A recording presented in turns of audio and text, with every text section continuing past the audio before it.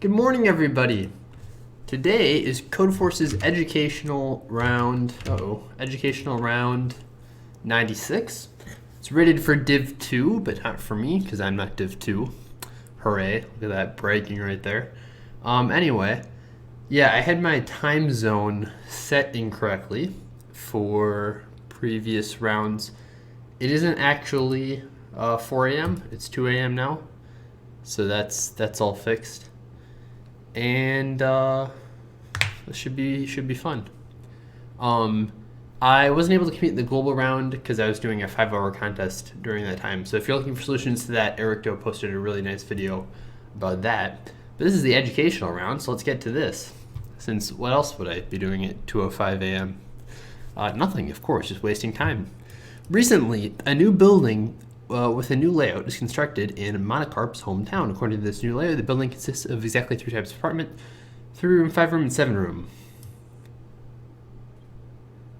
Each apartment has exactly 1 window. Oh, I see. Okay. Went around the building, counted n windows. Now he's wondering how many apartments of each type the building may have.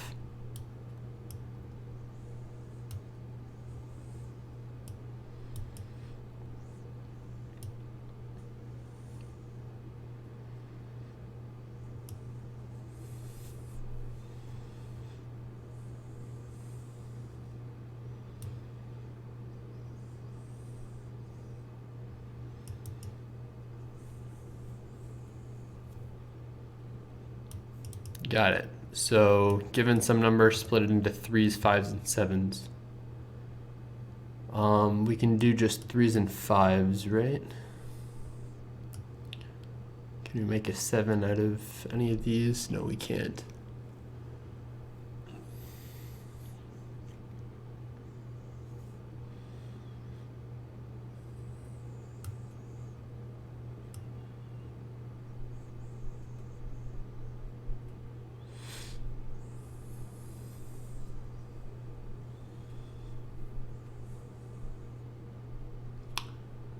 Well, we can do 3, 5, 7, 9. So if we have like the value mod 7,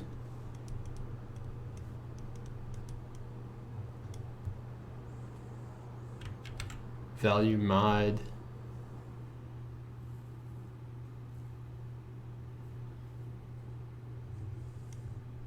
we do 3, 5, 7, and 9. And then we can subtract 6 by subtracting 2 3s. Okay, so what matters is, so value mod equals 6.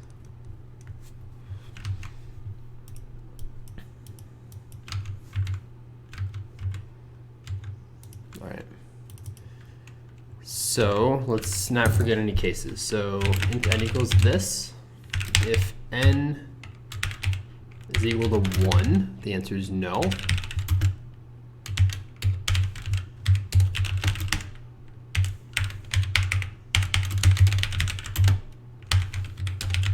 Otherwise, the answer is yes, if it's not even or 1.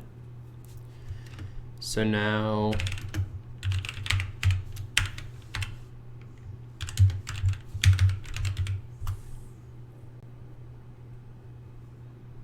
okay.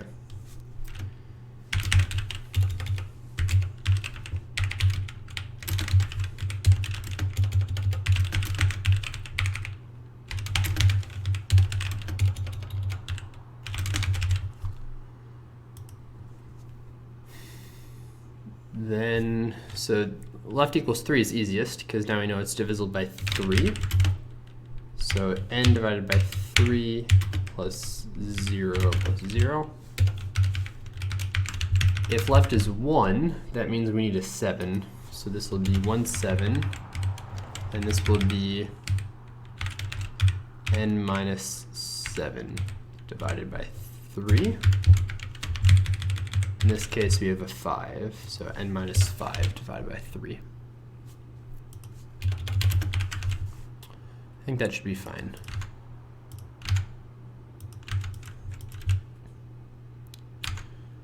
I'm missing 30. Oh, if it's a multiple of 6, then we're fine. Yeah, okay, so this is not the case. If it's even, there might be a bunch of ways of doing it.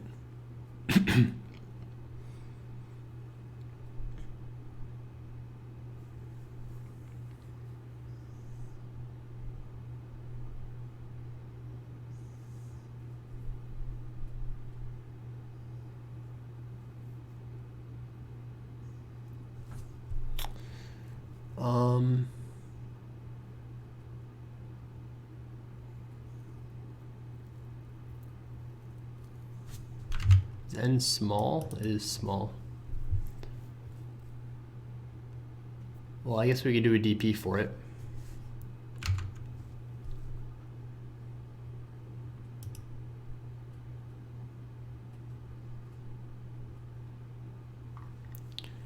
Yeah, we could do a dp.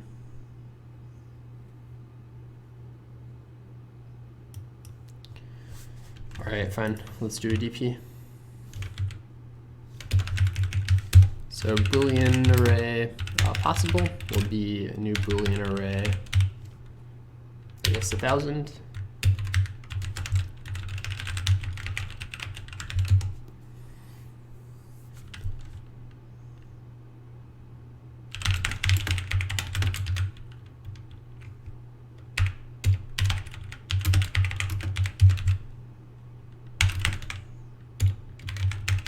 So if this one isn't possible, then continue.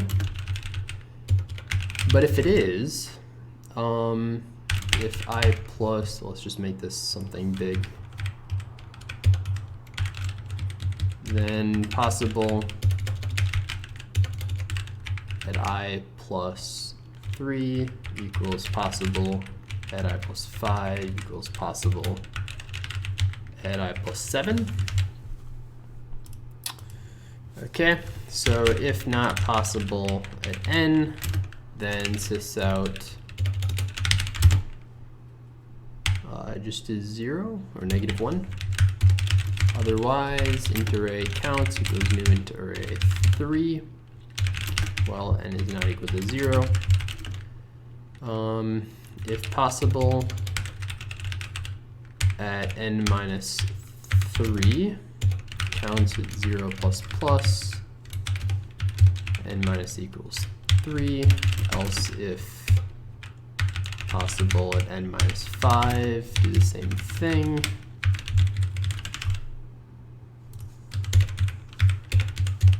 Else counts at 2 plus plus, n minus equals 7. All right, then sys out counts at 0 plus counts at 1 plus counts at 2. There you go. That should be a pretty solid solution to problem A. Nope, just kidding.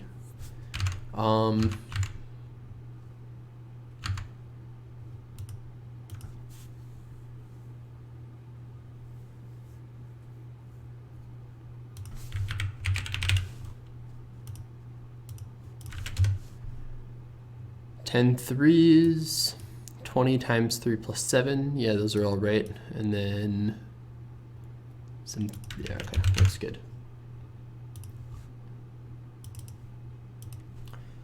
Man, that was kind of bad.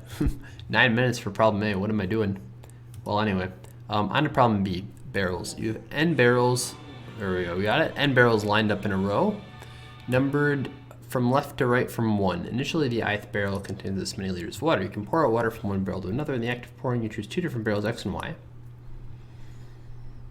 and pour any amount from x to y. You may assume all the barrels have infinite capacity. Awesome. Calculate the maximum possible difference between the maximum and minimum amount of water in the barrels if you can pour at most k times. So we're always going to empty the barrels. Isn't that just the sum of the k biggest things? Unless k is 0, k is always 1 even, so it's even easier than that. So it's just 10, yeah. Seems too easy. Can I think of any break cases? No, I can't.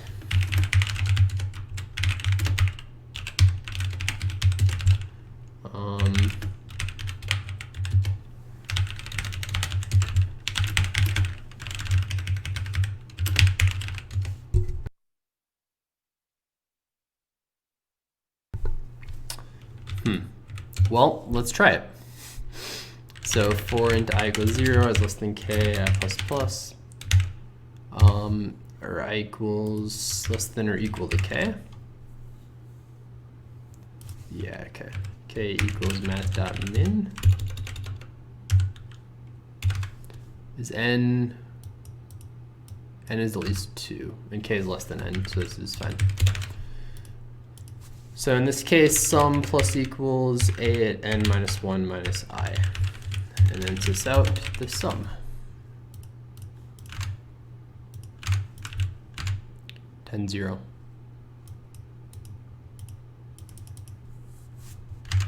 Using longs, I don't see what could go wrong.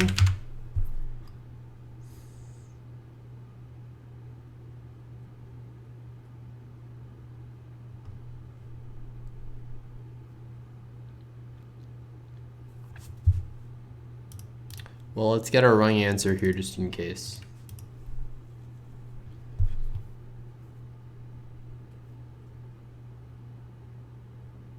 Was that smart? I don't know, maybe. I don't see why it's wrong. Okay, it's right. It's a bit definitely easier than problem A. Unless there's an easier way of A that I'm just not thinking about. But that's fine. Numbers on a whiteboard.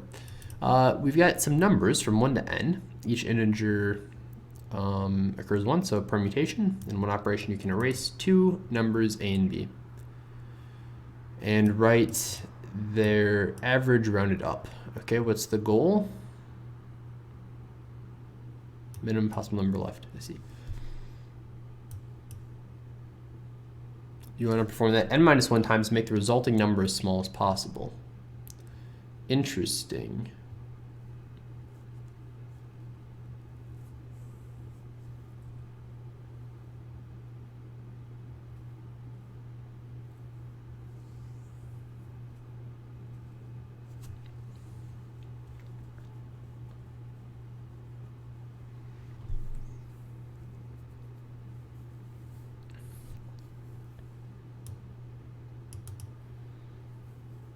Do you always merge the biggest two?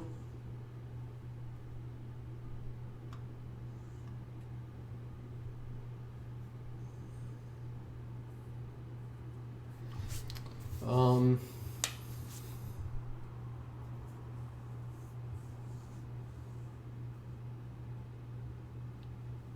think I always merge the biggest two, probably, right? My intuition says that's the right move. I don't have proof yet, but an exchange argument seems valid enough.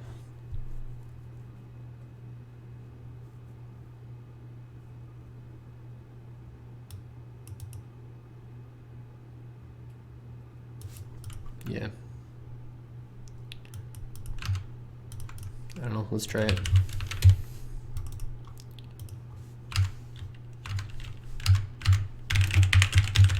Guarantee on the sum of n, right?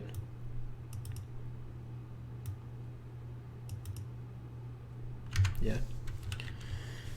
Priority q, integer pq, new priority q for int I. Oh, we also need some array lists to store the answers.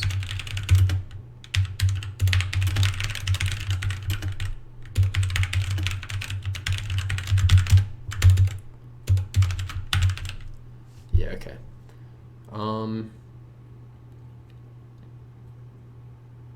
Sounds good. While not pq dot is empty, do some stuff. Okay, for int I equals 1 less than or equal to n plus plus pq dot add. We want the biggest one from the predicate, so add a negative. While it's empty, A equals PQ dot remove, B equals PQ dot remove. We don't want empty, we want, well, PQ dot size is greater than 1. Then sys out PQ dot remove, negative.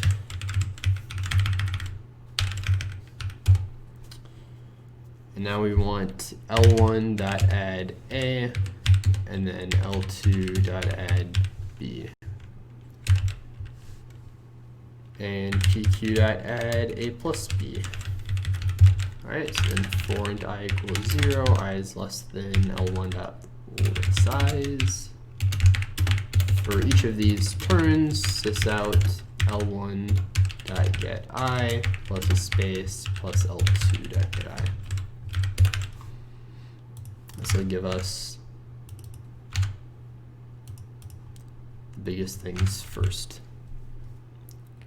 Except all of these should be negative.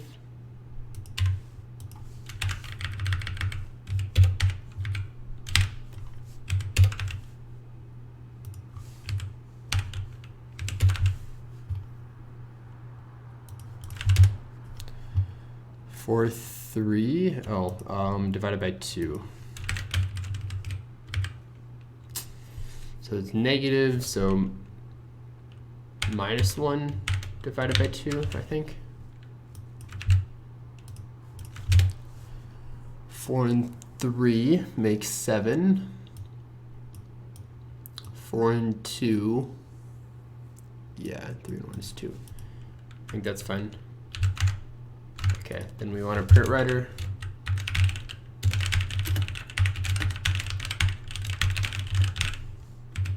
Because there's a ton of output.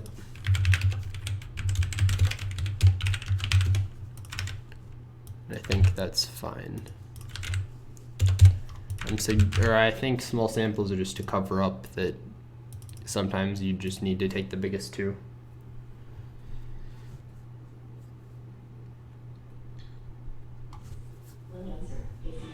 All right. Awesome. Let's move up. I guess we'll read E because it's got a lot of solves. You've got some string S, you want to reverse it. That is, yeah, okay, I know what reversing that means. To accomplish the goal, you can swap neighboring elements of the string. Your task is to calculate the minimum number of swaps you need to perform to reverse the given string.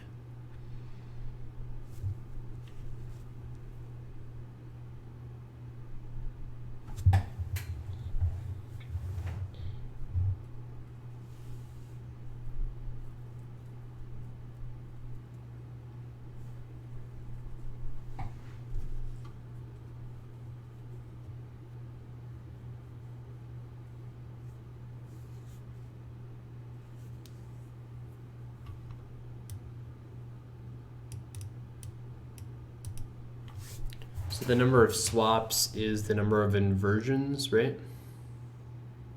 Is that the case?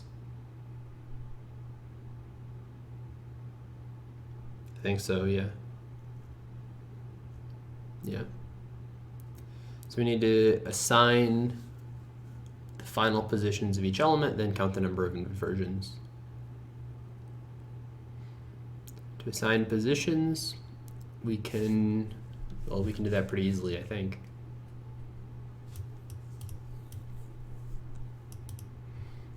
By sorting by letter and then tie break by value. Then we need to count positions or count inversions in the original. Yeah, so we can do that. So we're gonna need a Fenwick tree.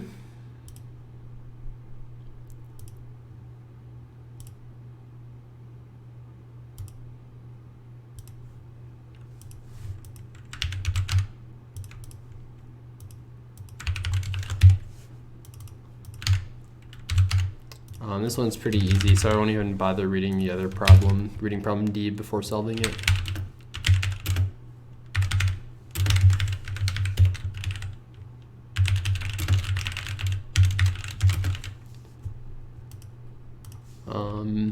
So we want the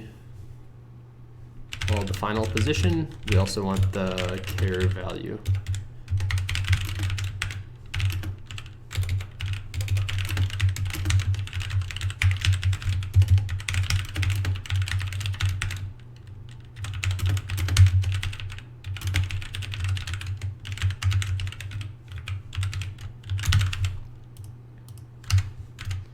Is this multi-test case? It's not. Maybe that's easier. Int n equals this, okay. Then we'll want a position, well, char array line will be just the next thing. Then we'll want our array of positions.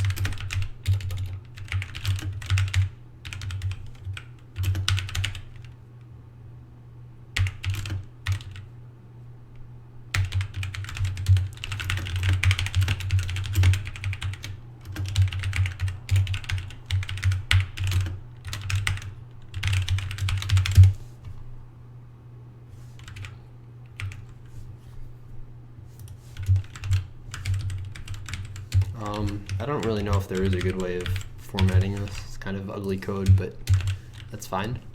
Arrays.sort A equals 0, I less than n, I plus plus. We want a at I dot final position will be I. So now we've assigned where everything goes to. Now we want to count inversions. So that involves, we go from the back, I think would be easier. I equals n minus 1 greater than or equal to 0 minus minus. Inversions plus equals, oh, we need our bit. Yes, bit, new bit. Love Java, you gotta type everything twice. Twice is good, twice the fun. Double the enjoyment, right? What more could you ask for? So now inversions plus equals orig at I, that final position. We want the sum there, so bit dot read this prefix sum. And now we want bit dot update orig at I dot final position by 1. And sys out the number of inversions.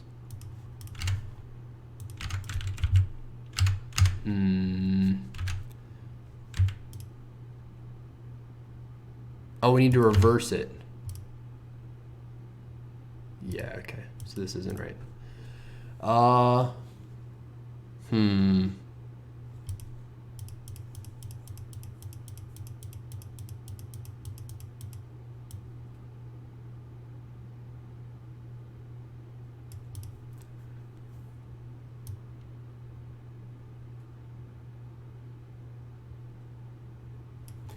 Yeah, okay. Let's try this again. We can't sort it. We want to, yeah, so we need to just calculate it in a smarter way this way. So we'll have an array deck, integer array positions of equals new array deck. This will be 26 big points.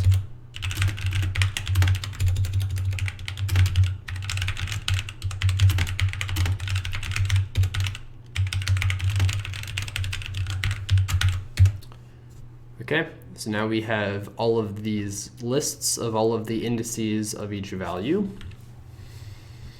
And then we can go through the line backwards. I equals 0, I less than n, I plus plus, and value will be line at n minus 1 minus I. And now positions at this minus the alpha, or minus a. So positions at val dot add last I. Positions of value. All right. So now we need for each,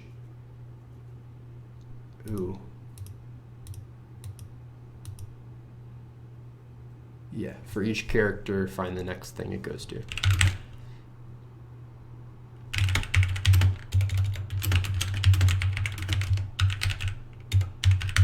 So this could have been a little bit cleaner, but that's fine. Final position will be positions of at orig at I dot value minus a dot remove first, I think. Positions of at this dot remove first, yeah.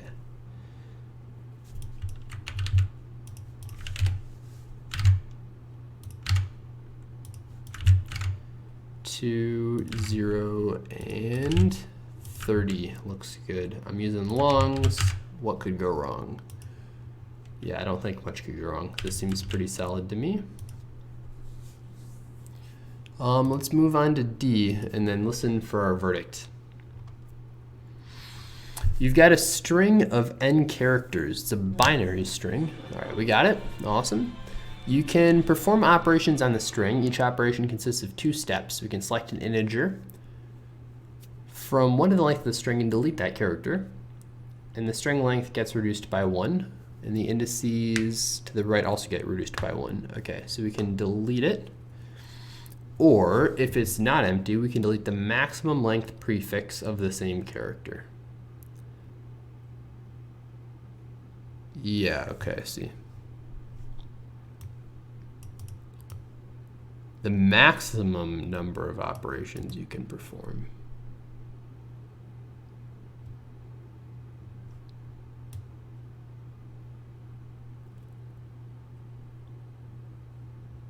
Why is it not always n?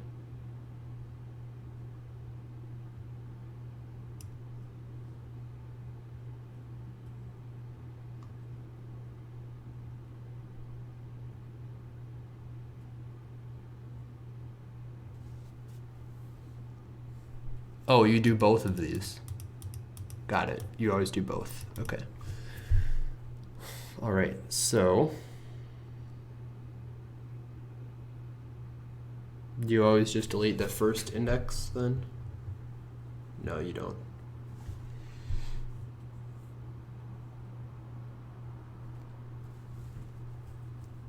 Yeah, so all that matters are these changes.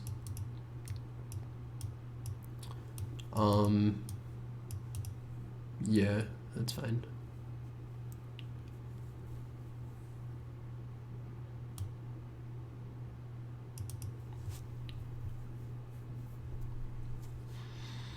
So I think we want to do a sweep backwards, kind of. We can store like, so far problem A has been the hardest problem so far of the set for me. So if we've got some, the first example is pretty good, I think, 1, 1, 1, 0, 1, 0. So we'll go from right to left, and then here we can say, okay, this will be like part 2. So now we need a part 1. So if we had an extra 0 here, that would be accounted for. But otherwise, unfortunately, we're going to have to delete this. That'll be 1 turn. Then the next turn, this can be part 2, and then this will be part 1. So the answer here is 2, 3. Okay, fine. Oh, yeah. And then we can do P2 and then P1 here.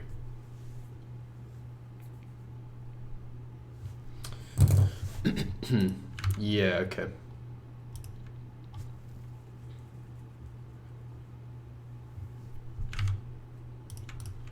All right. So what's the idea? So we're going to go from right to left. We're going to keep some bank.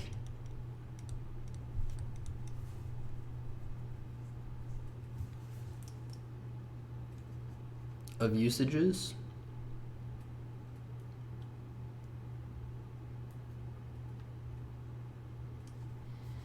And then we want to use from the bank if possible.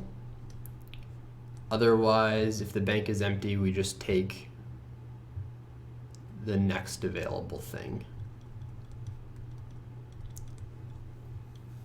For the P1, and then before this, we take the next group for P2.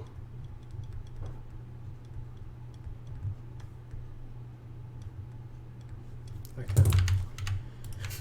All right, so is this multi-test case? It is. And n will be this.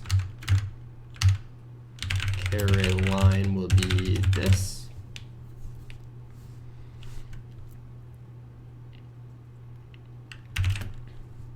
The bank size will initially be 0. Position would be n minus 1. Well, position is greater than or equal to 0. We do some stuff. Okay. And then also probably the number of turns would be 0. So how is this going to work? So first we do P2. All right, so int size would be 0. So while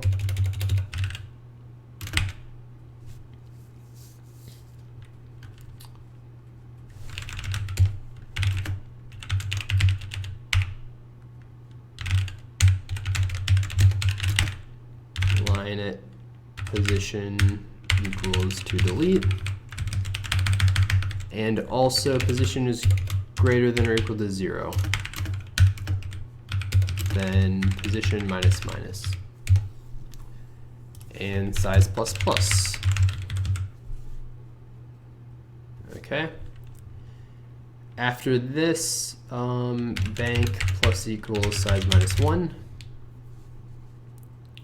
So now if bank equals 0 and the size and position is equal to minus 1, then we just break because we're done. In all other cases, we'll be able to afford this. So now if bank is equal to 0, then what? Then we have to pay for it. So then position minus minus. Otherwise, bank minus minus. And we can increment the turns. I think that should be it. No, okay. 1, 0. You can take 1 turn.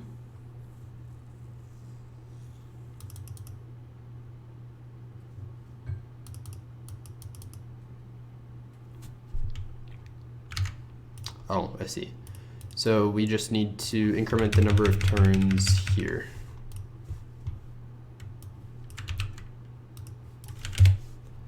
Three, 1, 1, 3. Looks good. Let's submit.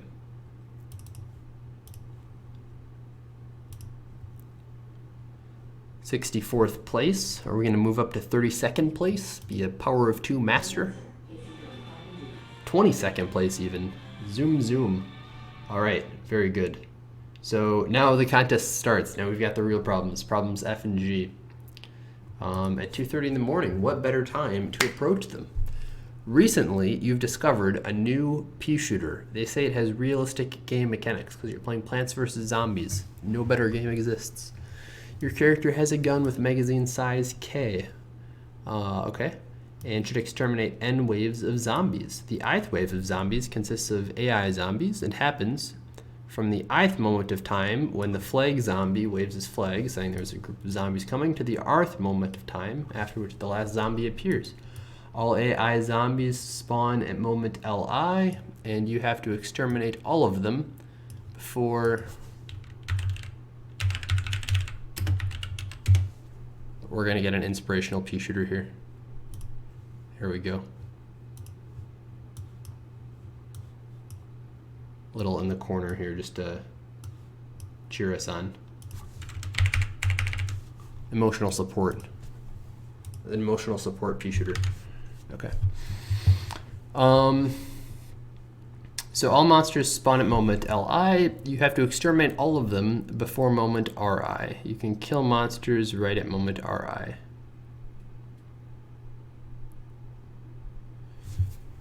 Can the waves overlap? Presumably.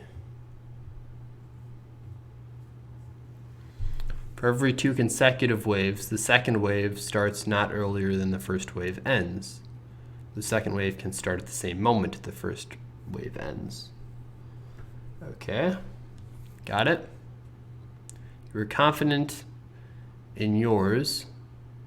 and your character's skills. So you can assume aiming and shooting are instant. You need exactly 1 bullet to kill 1 monster, but reloading takes 1 unit of time. Can you shoot all of your bullets at once? With all... Okay, that's why constant reloads may cost you excessive number of bullets. Magazine size K. Do you have a limited number of magazines?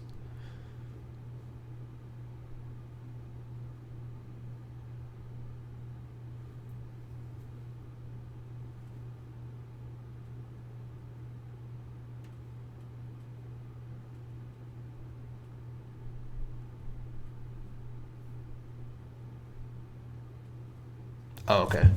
Yeah, minimum possible number of bullets. Got it.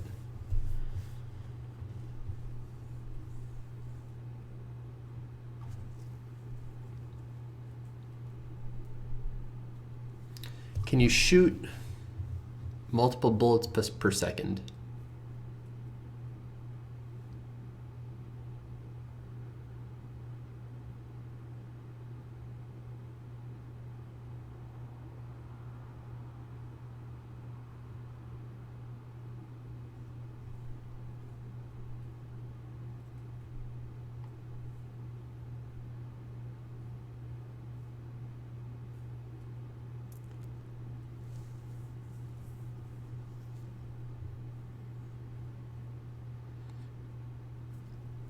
Yeah, okay, so you can shoot all of your bullets in 1 second if you need to.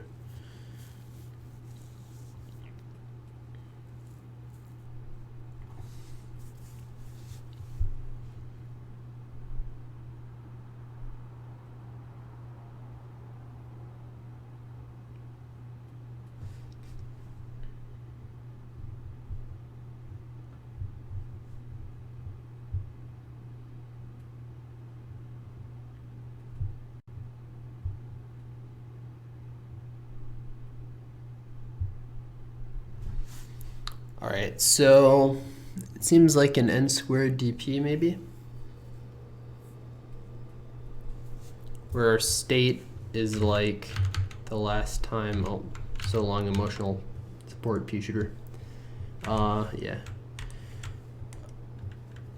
Seems like our state will be like, so okay, if you've got like a bunch of waves, you've got like this wave here, then this wave here, then this wave here, then this wave.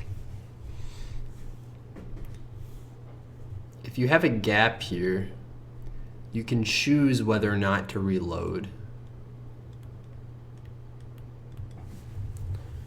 So that's like kind of tricky, I guess, because you don't know if you're looking at this starting position, you don't know how many bullets you'll have in your magazine when it starts.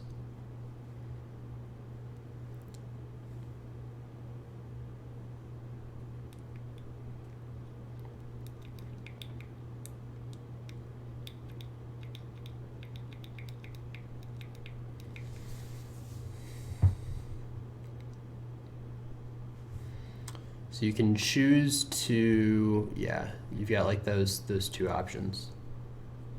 So really it's DP, like in practice, it will be DP at which range we're at and how many bullets we have left.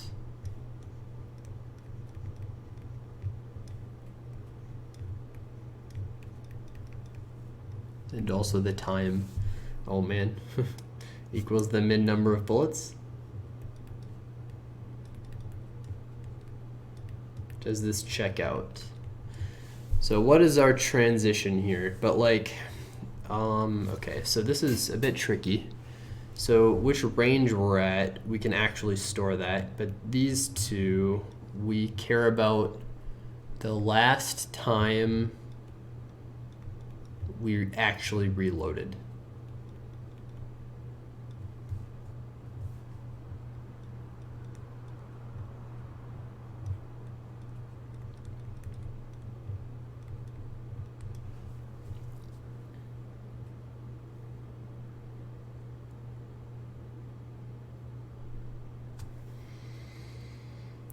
Yeah, okay, I think that's fine.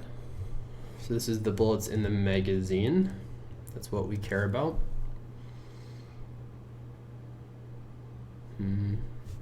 Okay, so yeah, we should be good there. So do these two, I think they are uniquely defined by the last time you optionally reloaded. So we can compress those easily.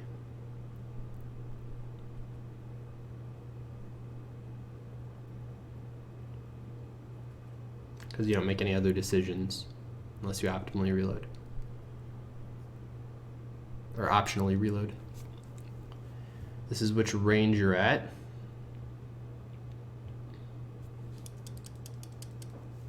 Yeah, I think that just speeds up the transition a bit. So, okay. Yeah, this is it. We can do that. All right, so yeah, it's a bit tricky to keep the whole thing in my head, so I think I'm gonna start coding it and then worry about it when we get there.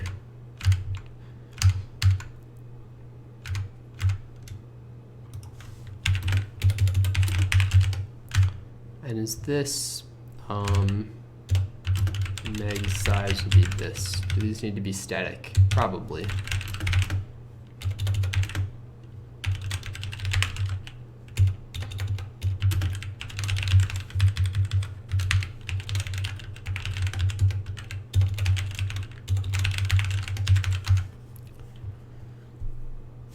Okay, so now we'll want static wave array waves.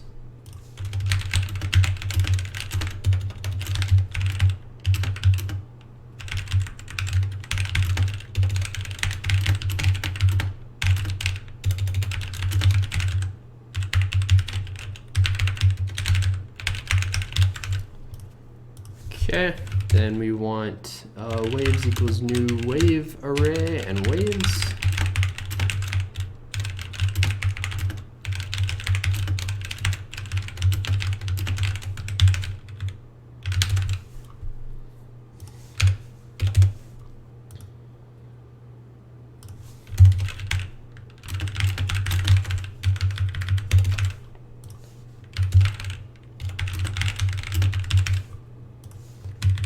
In this case, dp equals new long, n waves plus 1 by n waves plus 1.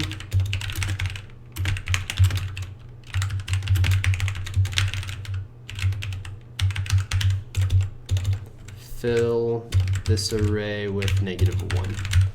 All right, so we fill this dp up. We need to store a bunch of stuff. So we store which range we're at, this current wave, into the last fresh, I guess, this wave, which we won't actually use, but we'll keep track of it. The bullets in magazine, and also the time. Why do we care about the time? We don't care about the time.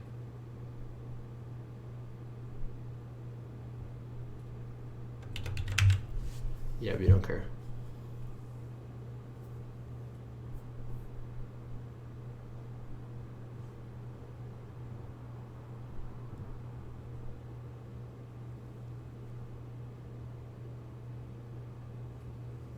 Maybe the time matters.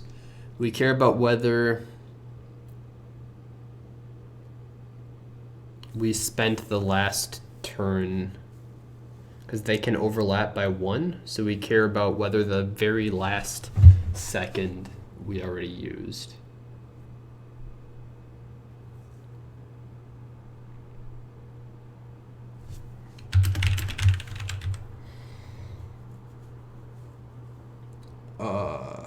Yeah, because you could use like your last bullet or whatever, use a bunch of bullets and then reset and start it like the next second.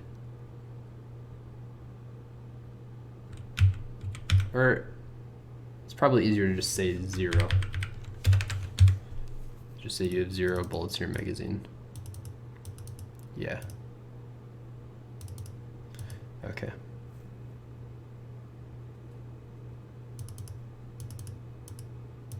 All right. So now we have to kill this wave. So int n reloads will be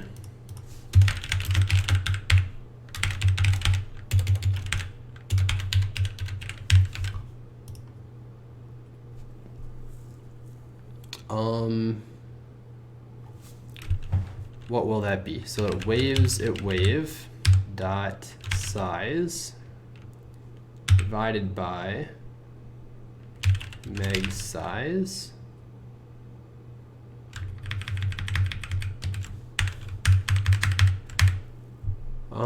minus the number of bullets in magazine, because we get all those for free, plus meg size minus 1 divided by meg size. So this part is to ceiling division. Yeah, okay. So this will fit in an integer. We don't need to worry about that. The bullets after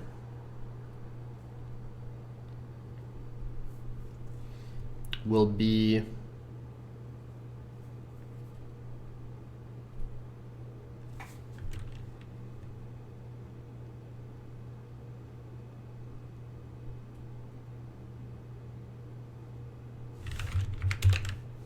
okay, well, we're going to use this many reloads. Okay.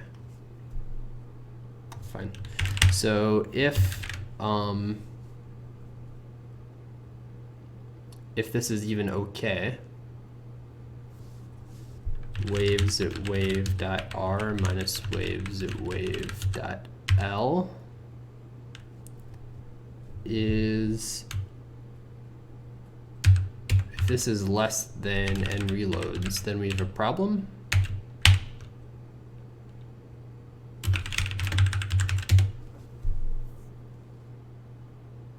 Okay, let's handle the base case too. Well, I don't know.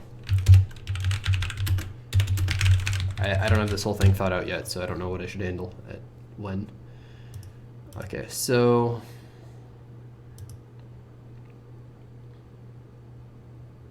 otherwise long bullets used will be n reloads times meg size.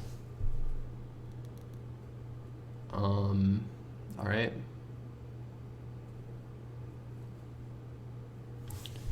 So long ants will be bullets used plus go of wave plus 1, last fresh, and then however many bullets are left. So in future magazine will be bullets used plus the original bullets in the magazine minus the wave size.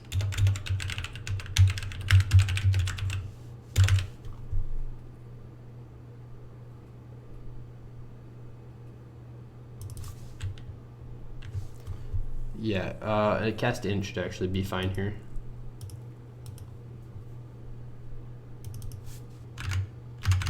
The sizes are all small, right? Yeah, okay.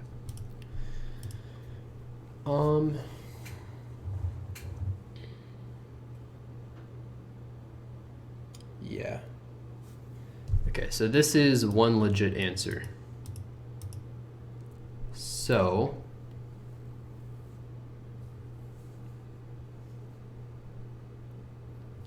there's one case in which we can't reload. So we need to know the end time. That end time will be, well, let's do the start time, will be waves at wave dot L. So when can we end? That will be waves at, well, that'll be start time plus the number of reloads. So if end time is less than waves at wave plus 1 dot L, then we might be able to start fresh. Yeah. Okay, so yeah, then we can, so if wave plus 1 is less than n waves and this thing, we can do this. All right, so let's handle the base case now. So if wave equals n waves, then it doesn't really matter, right? If we've killed everyone, killed all the zombies, then we've won the mission. And we can help Crazy Dave with his bacon. Yeah. And just 0, I think.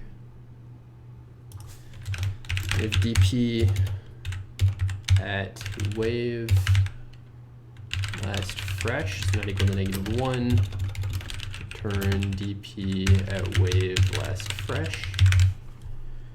Otherwise, return this equals the answer. Okay, so what do we do here? We can start it fresh. So ans equals math.min of the answer, or bullets used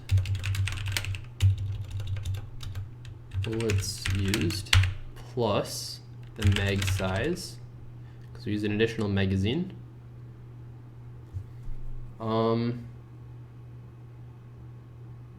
Yeah, we're forced to use all of those magazines, then we just throw out the last one, use the additional one here. Okay. This is go of this.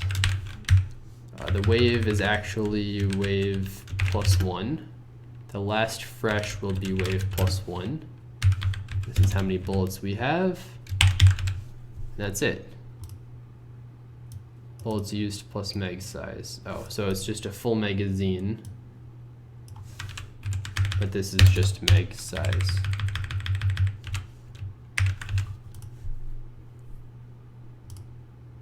Yeah, okay. I think that's it.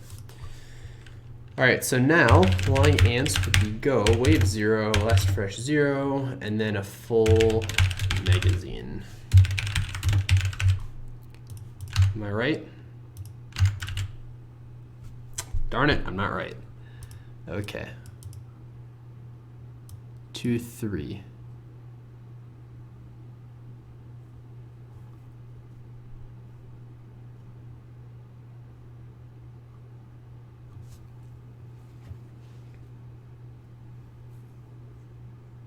Oh, do we need to add? Yeah, we need to add this. So meg plus this. Wait, what about the bullets at the end? What about the ones that are left in your gun? You don't throw away the remaining bullets after eradicating monsters. Cool, so this we can return negative bullets in the magazine.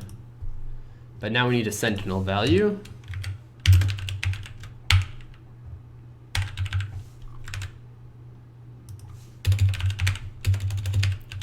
Because -1 is a valid thing, which I might spend some time hacking people on. It's an educational round, never mind.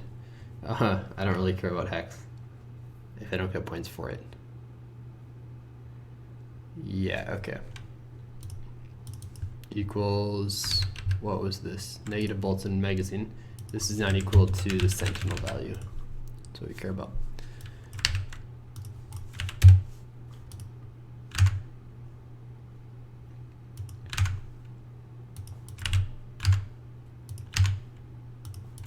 -1. Oh, okay, sure, fine. If ans greater than infinity, greater than or equal to infinity, print this, otherwise print the answer. -1. The other stuff should be fine. Looks like a submit.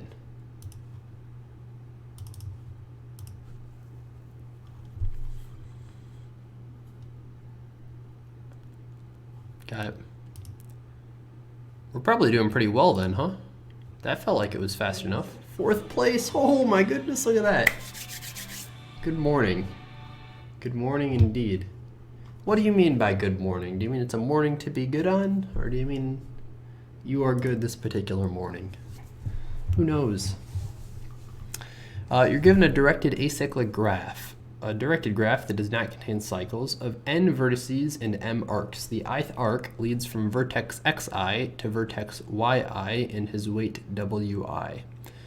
Your task is to select an integer for each vertex and then write a number bi on each of the arcs. Oh my goodness, what's going on here?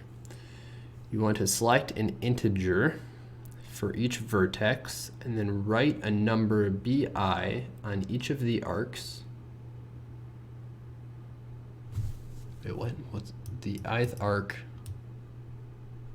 Why are these called arcs and not edges? We've got a graph. We've got a weighted graph. Okay. That goes from xi to yi. Got it. We want to select an array of integers. Write a number bi on each of the I arcs.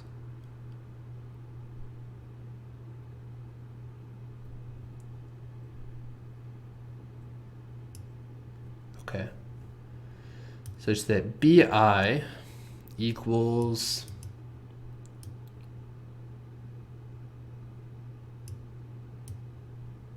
the difference of these two positions in the array.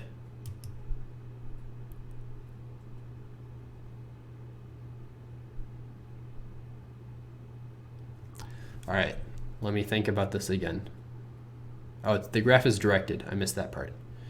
So we assign heights to everything, and then the weight of each edge is the difference in heights. All of the BIs must be positive. The graph's also acyclic, keeps getting better. Okay, all of the values are positive. The value of expression, the weight of I times bi is the lowest possible.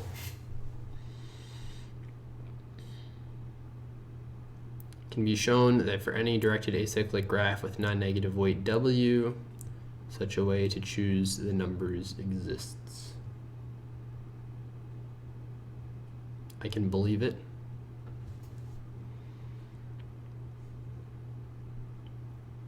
N is up to 18. Okay. Becomes much less interesting of a problem now, I think.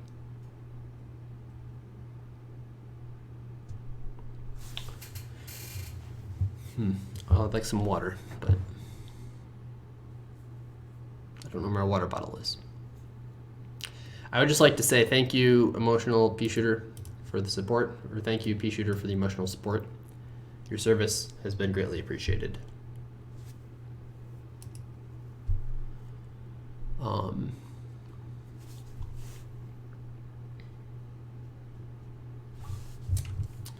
Yet another stag problem. Okay, so step one is to top sort this. So we'll have some sort of graph that looks like this, maybe. This is our top sort ordering, which means all edges go from right to left. So we might have some stuff that looks like this. We might have, is it connected? Not necessarily connected. So we can have maybe like this. Maybe that's some good example of a graph. Maybe like this even. I think that's not a terrible example. All right. We'll add an edge here just to make it interesting. There you go. So now it's connected, but we'll just have to mentally not forget about the case where it's disconnected. Okay, so now each of these things need to be different. So we need to assign, well, I guess we can just count up, right? 0, 1. This thing needs to be at least 1. This thing needs to be 1 or 1, so at least 2. This thing needs to be at least 3.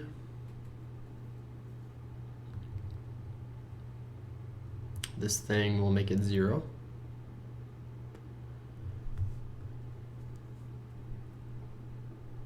Or this isn't at least 3, this is at least 2. This is at least 0. This is at least 1. No, at least 3.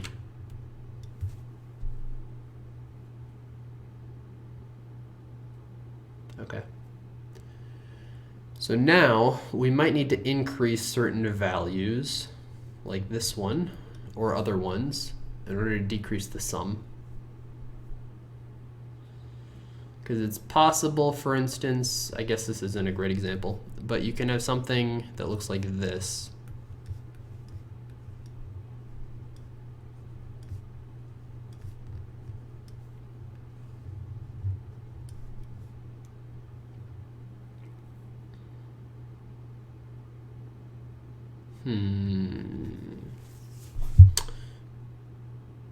No. How does this?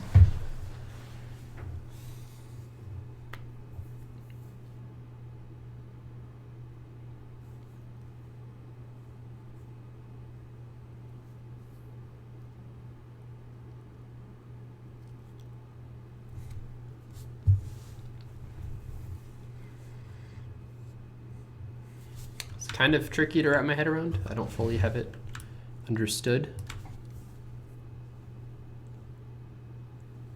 But I don't think it'll be too bad.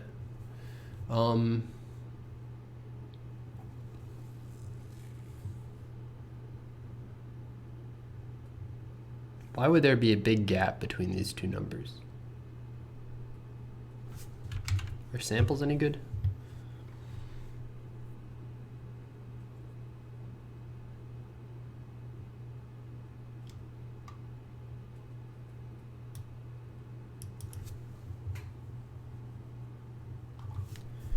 Two, 1. We're saying 2, 1, and 1, 3. What are these two constraints that needed to happen? Yeah, this is as minimum possible. Why would it not be 1, 2, and 2?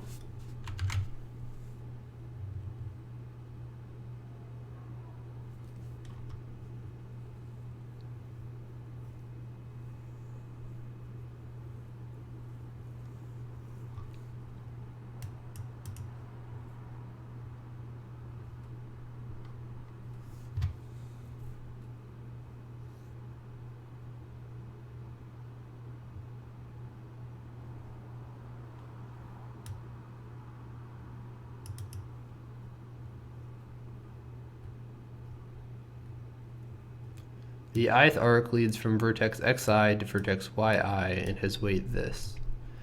You want to select an integer something for each vertex. So you pick a height for each vertex, then write the number bi on each arc such that bi equals the difference in heights. You must select the numbers so that all of them are positive. This value is as low as possible. Print the heights such that all b are positive and the expression is as low as possible. I did the graph wrong. Okay. It's 2, 1, and then 1, 3.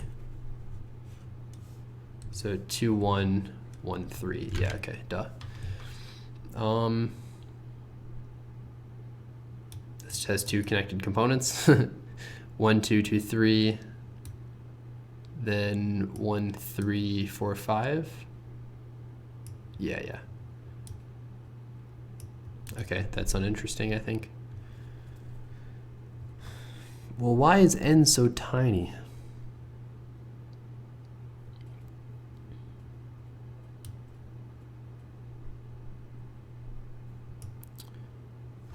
This one's interesting. 1, 2, 3, 4. Oh, yeah, here's how you do it. You do something like this. So we've got some stuff over here, and then we've got this fifth node here. So the question is, what do we make this?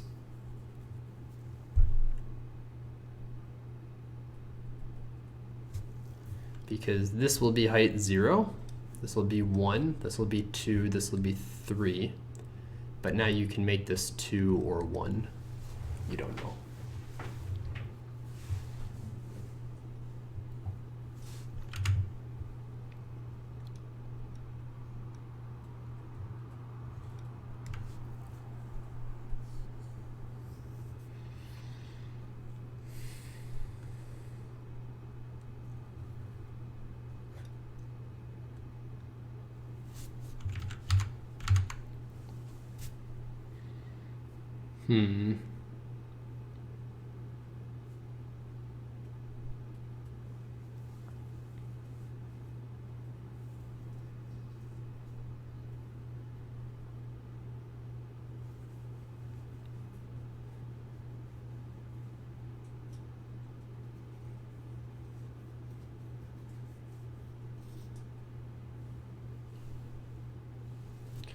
What if we look at it from the other direction, maybe?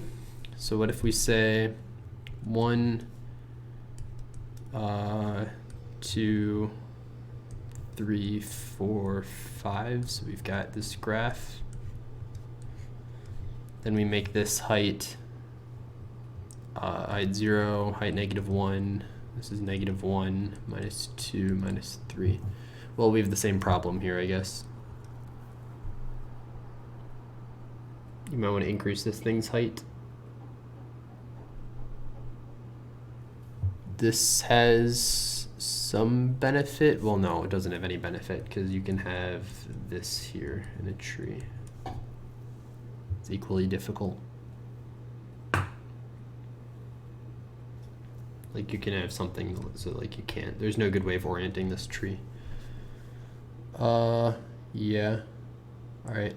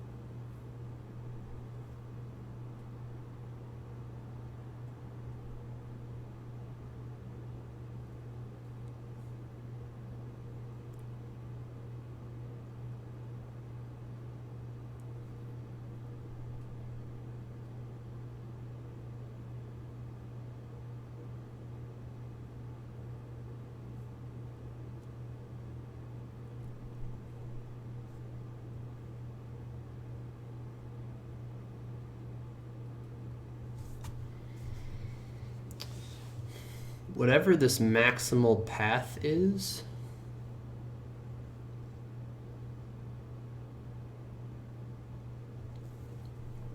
whatever the longest path is in the DAG, we can force all of those heights.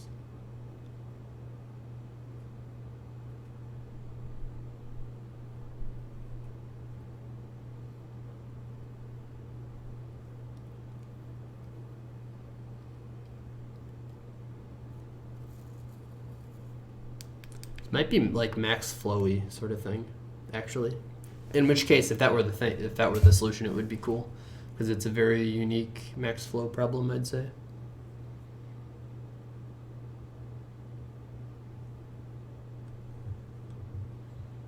Is it max flow? That would be interesting.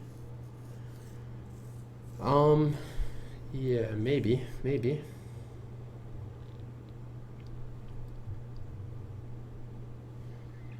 So every edge has to be at least 1.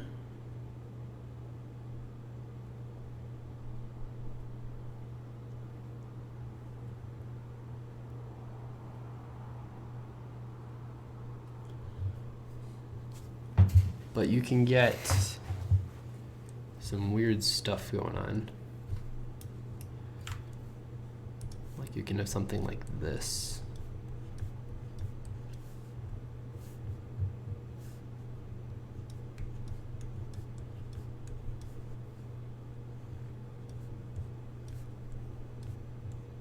So we can have this like ladder looking sort of thing. Then on top of it, we can have, so we'll have some node here. So that has like some stuff it has to disperse. We can also have some node here. It has some stuff it needs to disperse. And we need to go like that too.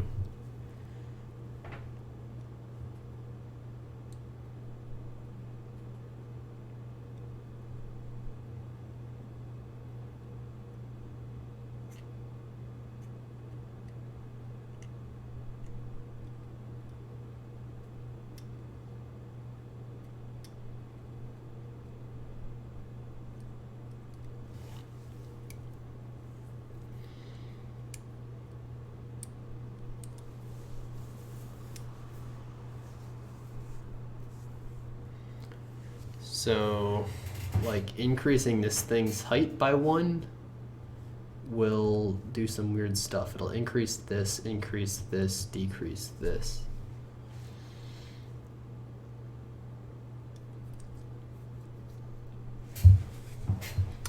Yeah, that's kind of weird.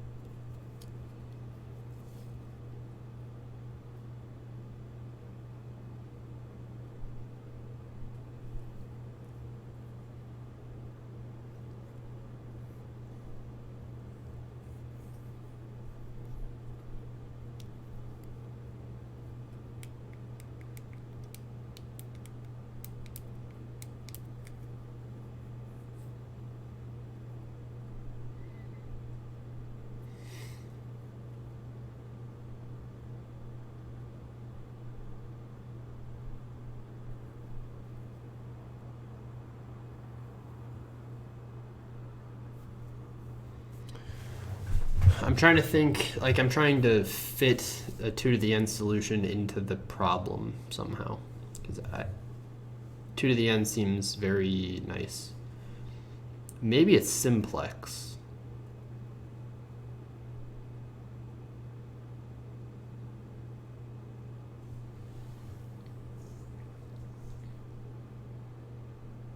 Wait a minute, is it just simplex?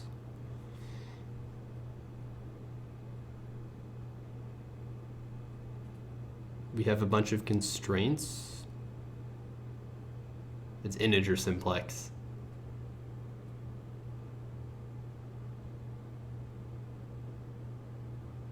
Wait, what if it's just,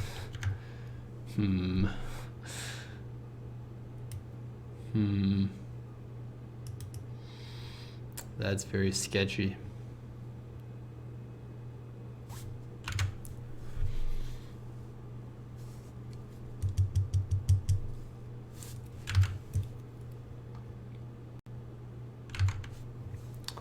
Yeah, if you can solve integer simplex, you can solve this problem, but integer simplex is notoriously NP hard because it's just equal to Boolean satisfiability.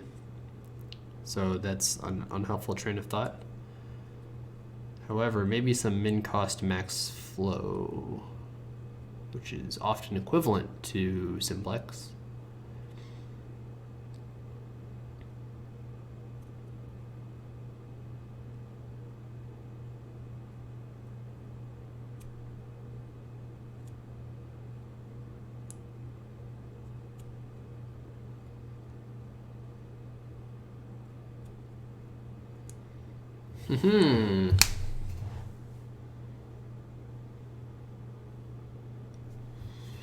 We need, yeah, that seems super right. Because you're like kind of dropping off height as you go to the sink, as you go down. So like this, well, this will be 0 because it doesn't matter. No, this will be at least 1. No, it's got to be at least 2 because we have to get flow through both of these.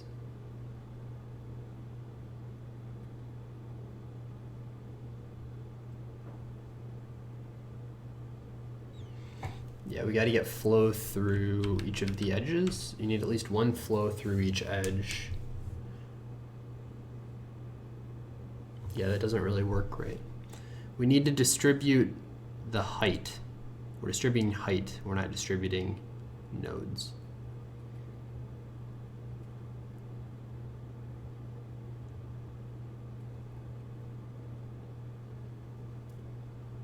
Distributing height among nodes. So in the MCMF graph, if we have an MCMF graph even, then the nodes would have to be, well, what used to be nodes would turn into edges because that's what's getting the flow. And the heights would be the flow-ish.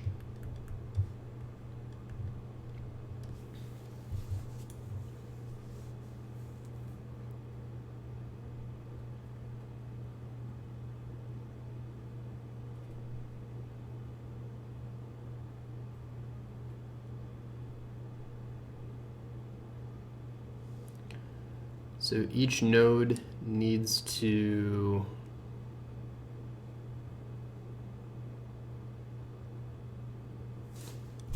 get at least 1 flow. So yeah, okay, I think I understand.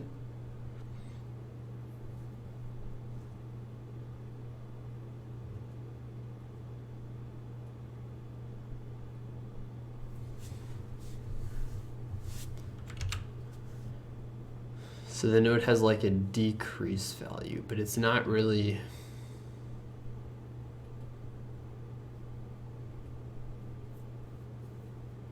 Maybe it just doesn't work well for MCMF.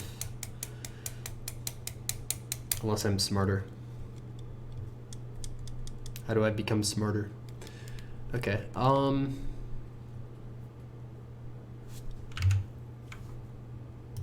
hard is this? It's pretty tricky.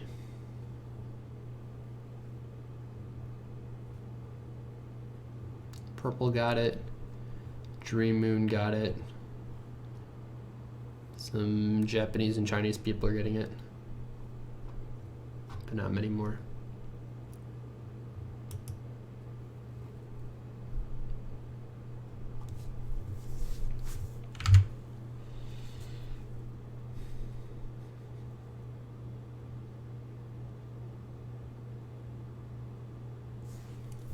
You can have some weird constraints going on.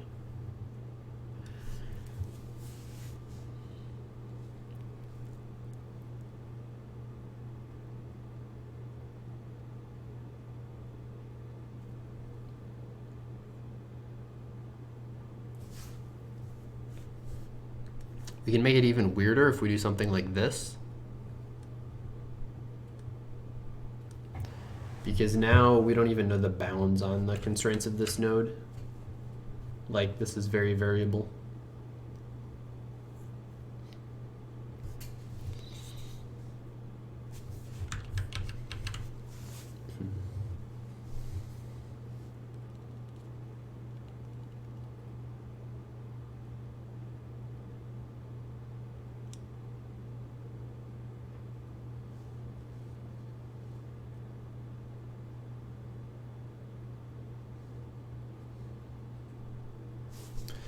MCMF feels so right though, because you distribute the heights greedily somehow. Then you can like improve them maybe, but you want to find negative cycles, and then like you want to find groups of things you can do that'll improve it. So maybe I should keep going down this path.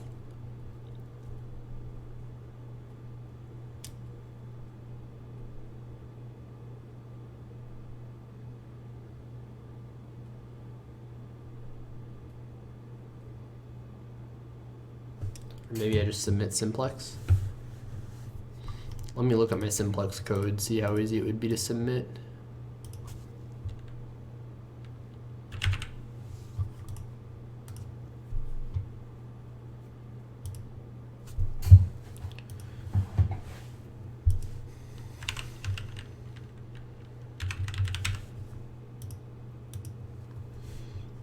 I'm very concerned the answer won't always be be an integer.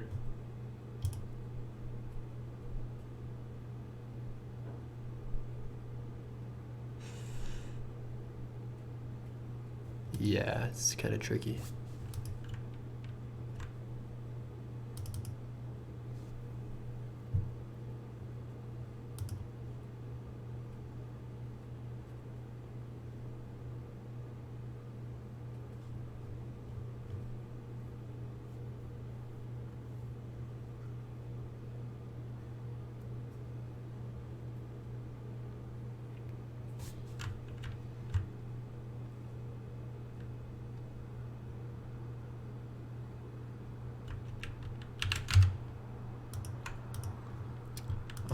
I guess it's kind of a Hail Mary, but it might be worth a shot.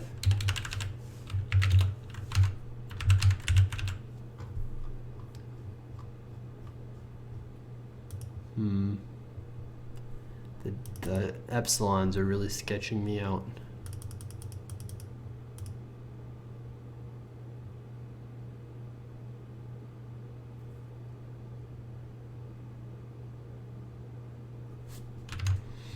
Let's think about this total cost for a minute.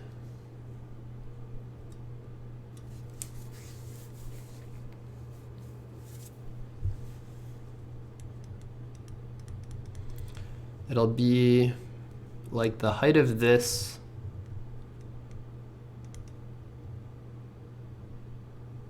equals my height, hi, times the out degree, minus in degree.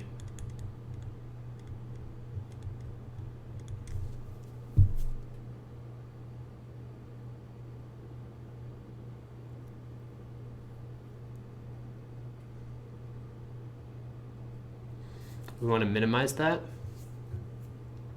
with a bunch of constraints. The height of this thing times its out degree minus its in degree. It's like its out weight, really.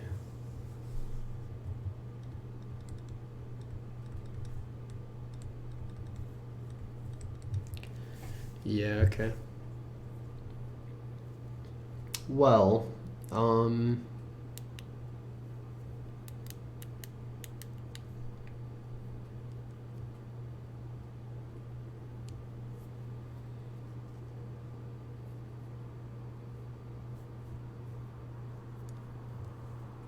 you definitely know which way to lean.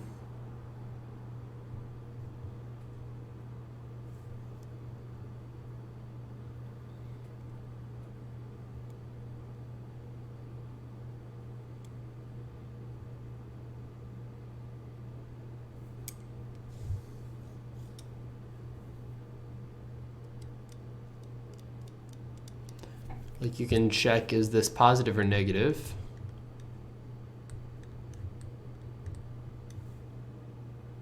You can do this before assigning the order at all. So now for each node, it either wants to go up or down.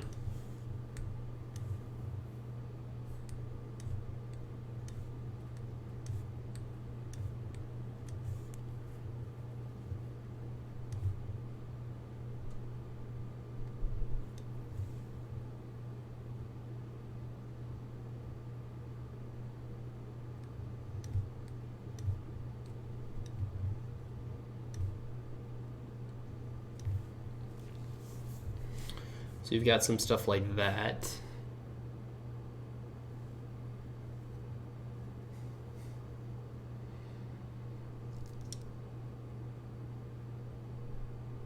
Yeah, okay, so now we can process, like if we haven't, we can do this in 18 factorial time, but that's not gonna fly. Um,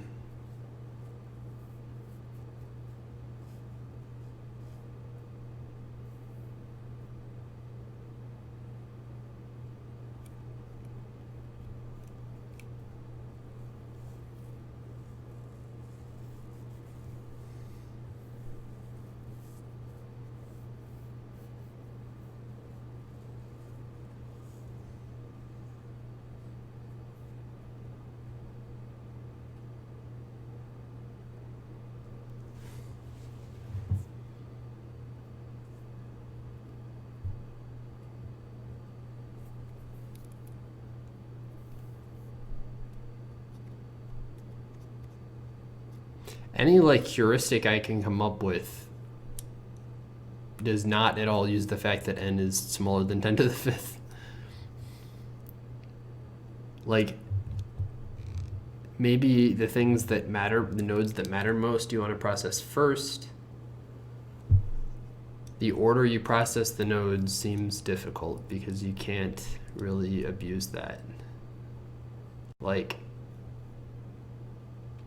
I don't know, any solution I have, there's just like no reason why it should be right.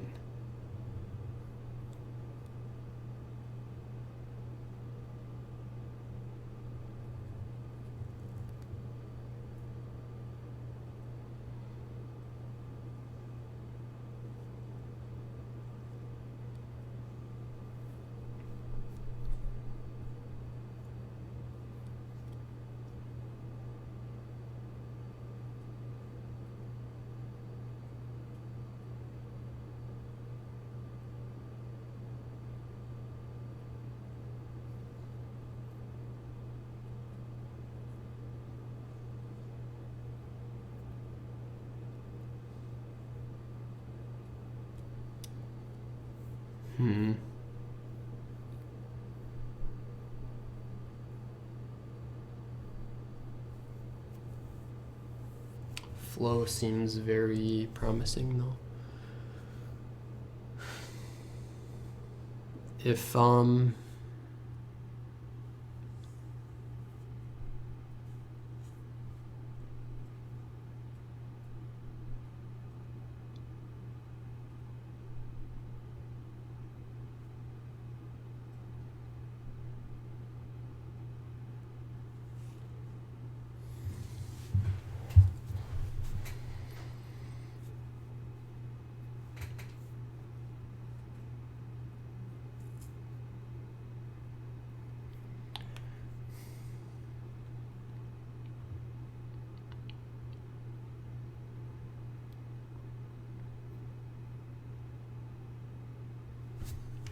do we have 30 minutes left?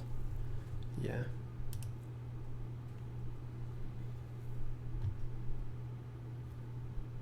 I'm doing surprisingly well, to be honest. Are any of my friends up at this hour? Oh my goodness. Look at that. None of my friends. Usually this is just full of reds, but I guess it's a bad time for America, and most of my friends are American.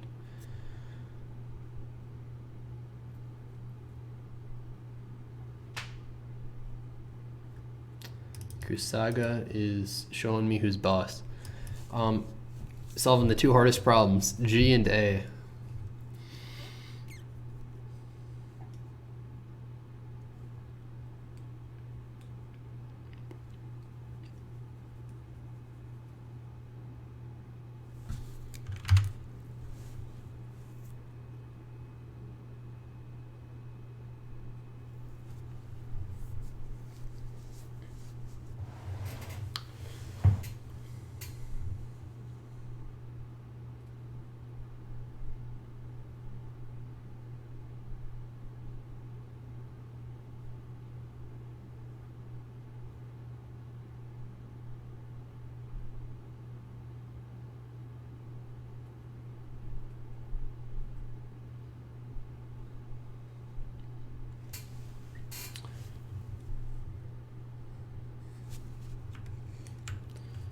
What if we use something like this? So we've got all of the heights.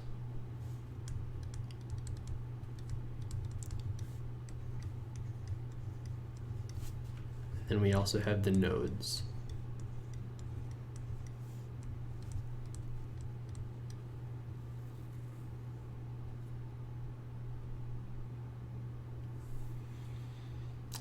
The issue is like maintaining the first constraint that the nodes have to be in sorted height is kind of tricky if we make it bipartite.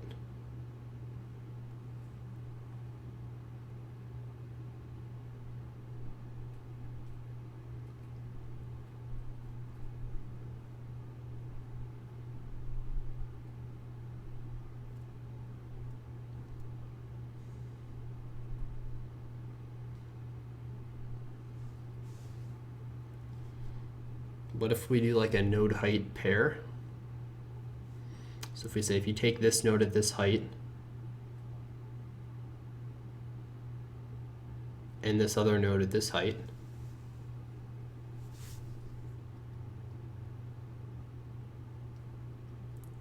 then there's like an infinite cost or something.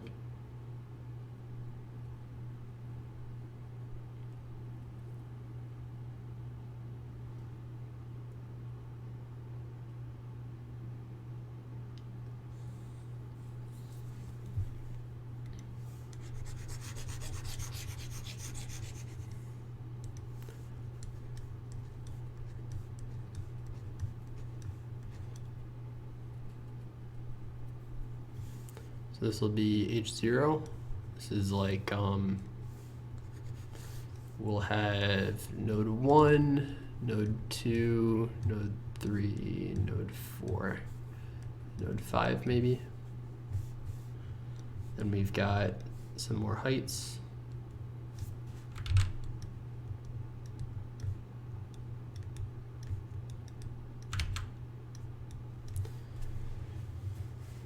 So height 0, this can go to the sink.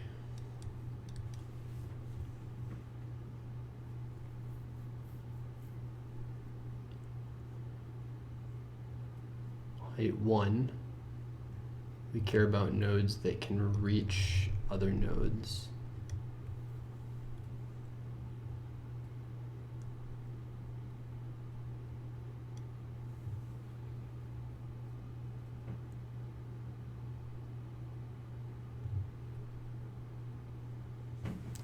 This feels like an OR constraint rather than an AND constraint, though. It feels like, and it also feels like we're gonna have issues with addition. Like things adding up when we don't want them to add up. And the OR constraint part is that it feels like if any of the paths are valid, we'll consider this valid, rather than if all of them are valid. And we need all of them to be valid, of course.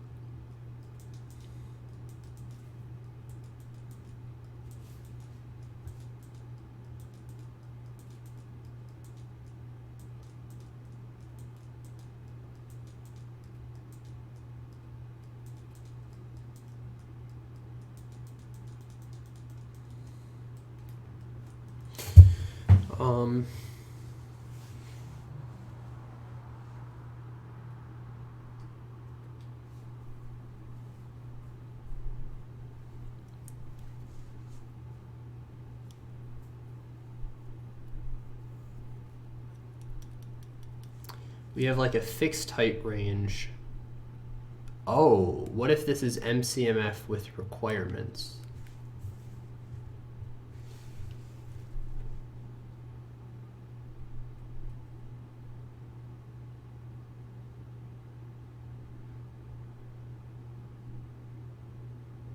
I think you can do that. Just like you can do max flow with requirements.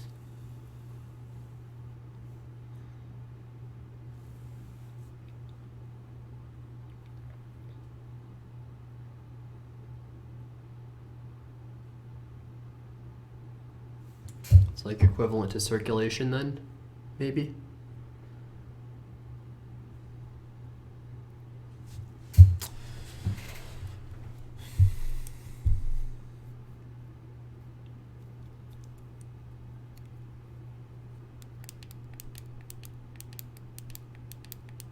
Sun will be out in a few hours. That'll be nice.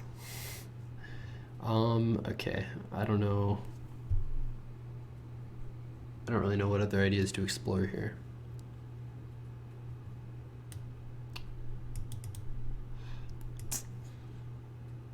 So small.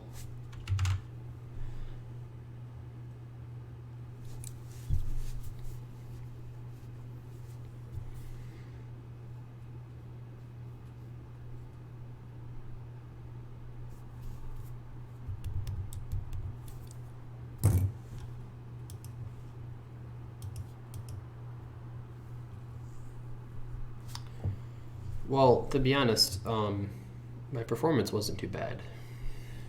I'm pretty happy with 8th place.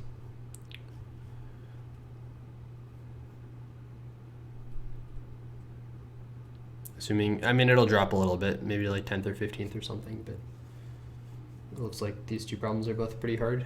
People aren't getting both very often.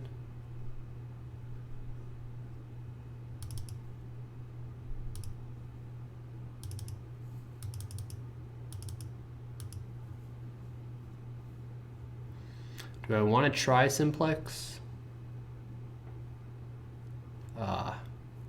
That seems like a nasty can of worms.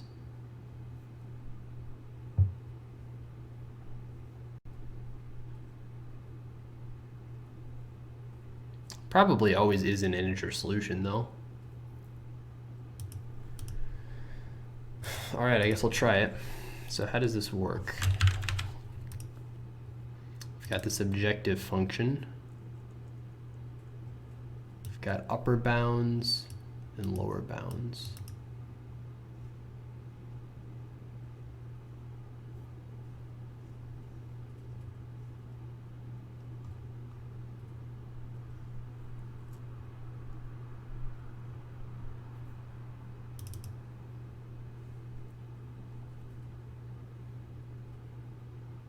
Yeah, okay. So a single test case, I think. N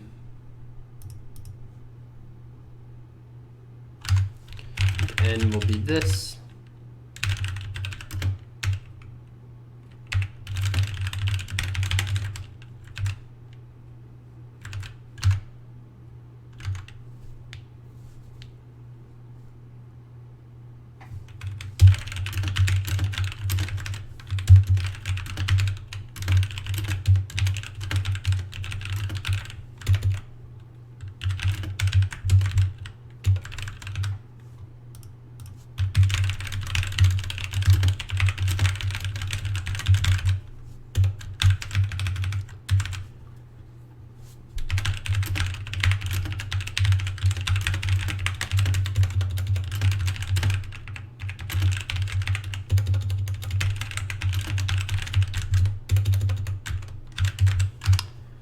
All right, so we've got all of our nodes. Now we need to read the number of edges.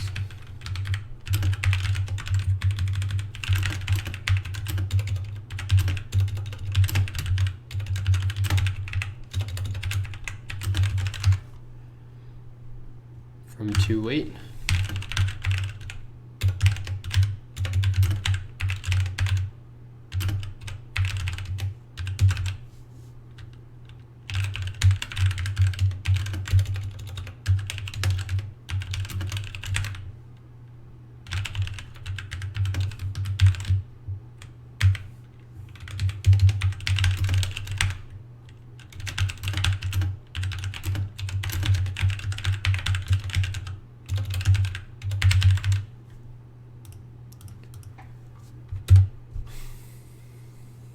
My plan here is just run simplex and hope the answers are always integers and just print the answers. Because I can't break it in my head. I don't think it's right, but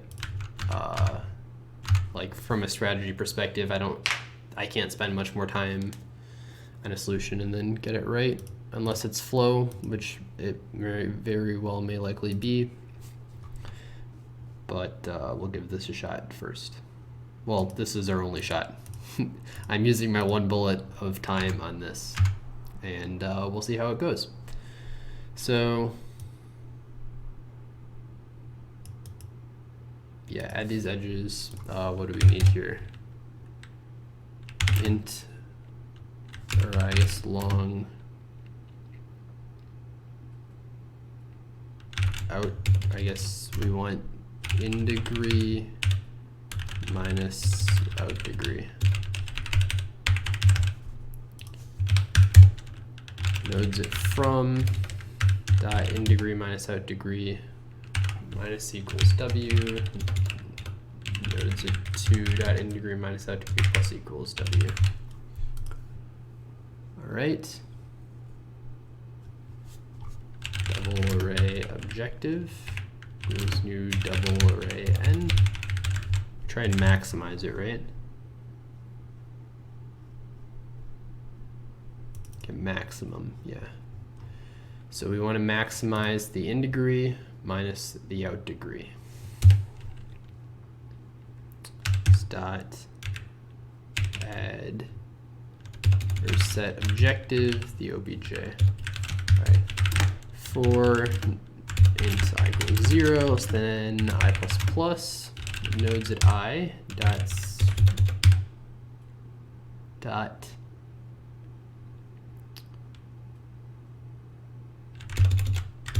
objective at I equals nodes at I dot in degree minus out degree. Okay, that's fine. So then we need a bunch of these bounds.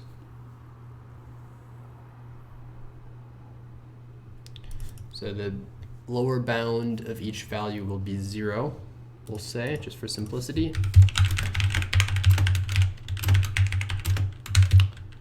Double array equals new double array n.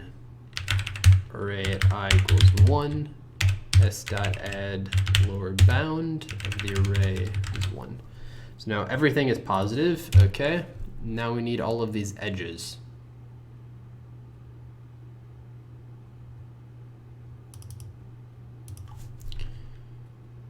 Yeah.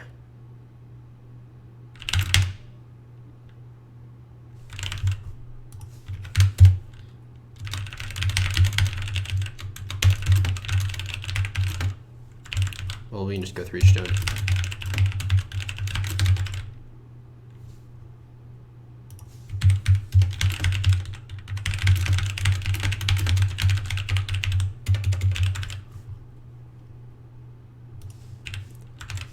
All right, for edge E in nn.edges, node 2 equals E dot 2 dot ID. From equals n.ad.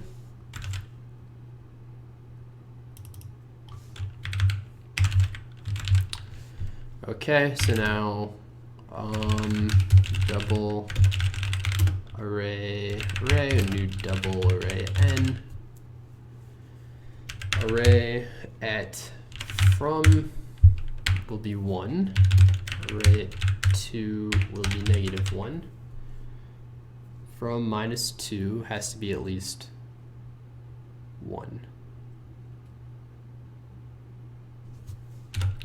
S dot add lower bound. This array from -2 needs to be at least 1. Yeah, okay. S dot solve or whatever. Okay.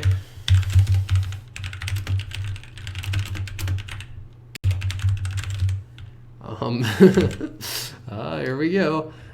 Do we just print the answer? Oh man. For double B and S dot solution. This out. Math that round. D.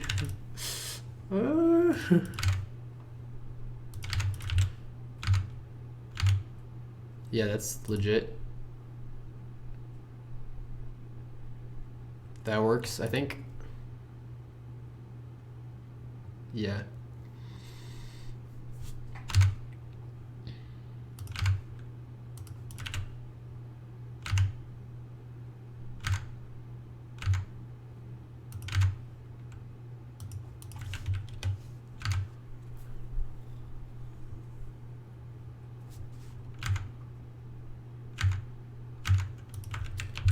Okay, if this is right, that would be wacky.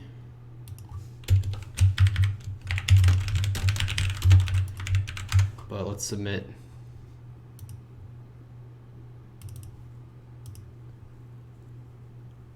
I'm very much expecting this to be wrong, and I'm totally okay with that. Yeah. I think that's just a fundamental solution issue. I don't think there's any getting around that. Long double in C++ might help, but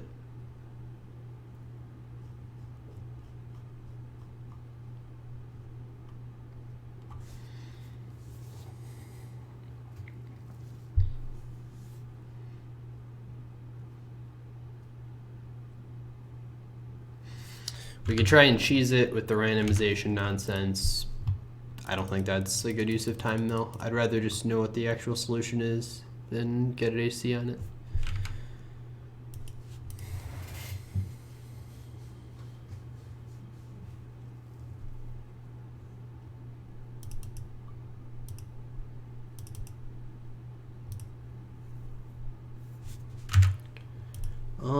Is there any way this isn't right? We could set one node to 0. Yeah, let's do that.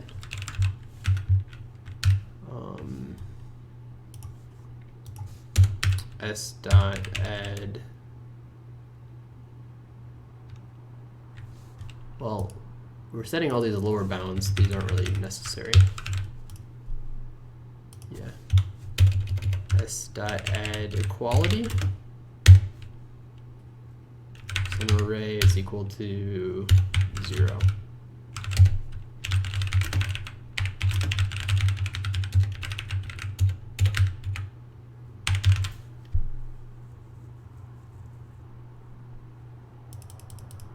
I guess we want every separate component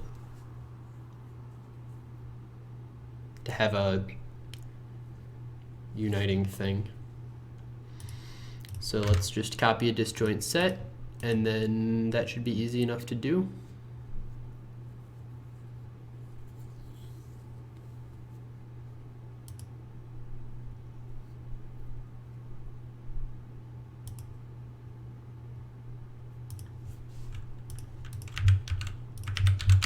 This is like such a hacky, terrible solution, though. This is not, there's no way this is right.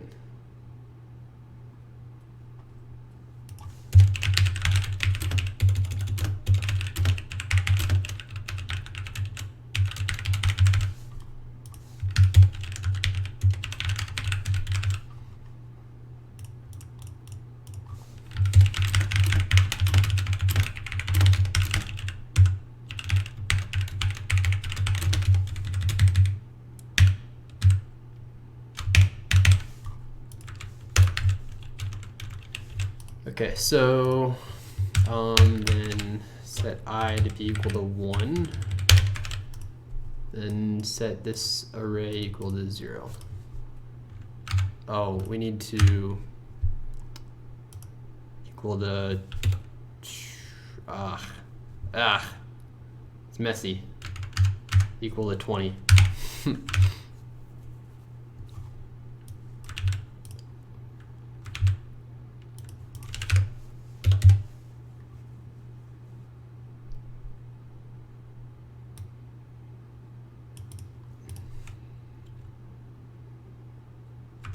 Yeah.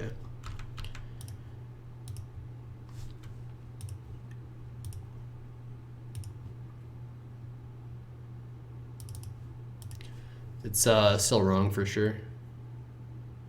Like I didn't fix the underlying issue.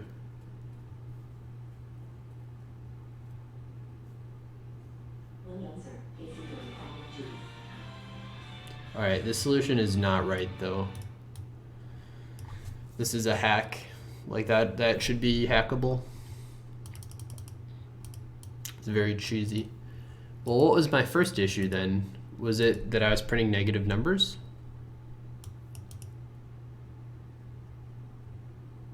Must have been. Or no, I shouldn't be printing negatives. I don't know. So this is like a massive cheese. Like this isn't legit. So this is like very likely to fail system tests or get hacked. And especially since I'm publishing a YouTube video in which I'm telling the world that my solution to G is hackable, I guarantee Colin will be out there slamming this tomorrow morning, giving me 1,000 cases in which it's wrong. But Simplex is just a magic black box, so maybe it's very difficult to figure out. I don't know. Especially it's Java, so there's an additional constraint there for some people, like an additional hurdle they have to jump over in order to break my stuff. Like copying pasting is less than ideal for them, maybe. So there's a chance it stands, and there's a chance other people are doing the same thing, so some of them fail as well. But my confidence is far from in this problem, I'll tell you that. Anyway, I guess solution time, right? Let's go over solutions. Obviously, well, I'm not going to finish solutions in the next 8 minutes, so it won't be an issue, but I won't post the video until contest is over as usual. And yeah, let's go over the problems and talk about solutions.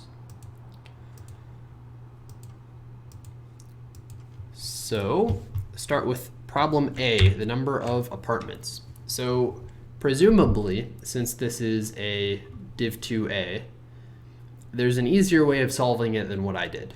But what I did works, and I'm confident that it's right, so that's what I'm going to talk about. The idea is this. Are we still recording? Yeah, cool. We're good. So here's the idea. We can do, well, what's the problem first? So you have to, basically you're given some number, you have to split it into groups of 3, 5, and 7, so that in total they add up to that number. Let's first talk about when it's possible. Actually, let's not even worry about when it's possible. Let's just do a DP. So we can like consider that we have 1,000 nodes. We have a bunch of different nodes. And we'll have an edge between two of these if this distance is 3, or if the distance is 5, or if the distance is 7. So now what we can do is just say, find some path. We'll make these edges, I guess, directed like this. Then we'll say, find some path from some given node to the root. See if it exists. If it does, how many 3s, 5s, and 7s are on it? That's one way of doing it. So what you can do is you can just say, you can like kind of do a BFS basically from the root, or you can think about it as a DP. They're pretty much the same in this situation. And you can say, for this BFS or DP, you know that you come from some number that's 3 after it, 5 after it, or 7 after it, and you want to store for each index whether it's reachable from the start. So this is reachable because you can subtract 3 and get to some other node that's reachable. Obviously 0 is reachable. This is 0. 5 is also reachable, and 7 is also reachable. 6 is also reachable because 6 you can subtract 3 from to get to this node here. So to implement this, you can go from smallest to biggest and mark nodes that are 3 after you, 5 after you, and 7 after you as reachable nodes. The actual code for that looks like this. So we mark 0 as reachable. We mark the things that are 3, 5, and 7 after us as reachable. And then to answer all of these test cases, we'd be super naive about it, and we just say, if you can go back 3, if that's reachable, go back 3. If you can go back 5, go back 5. Otherwise, go back 7. And keep doing that till you're at 0. So that's the idea. We just count how many 0s, 5s, or 3s, 5s, and 7s we have.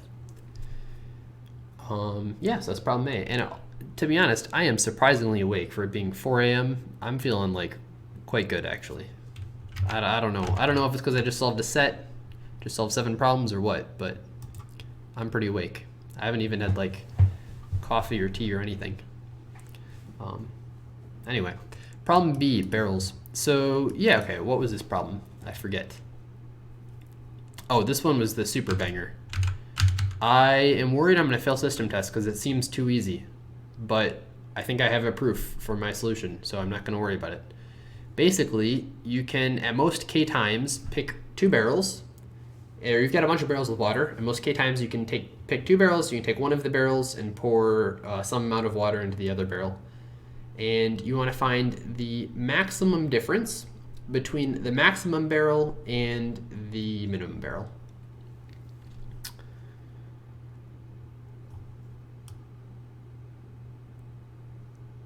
Yeah, after at most k operations. So k is always less than n, and basically what you can do is every time you do one of these operations, you're going to pour all of the water from one barrel to the other. It doesn't make sense to pour any less than that.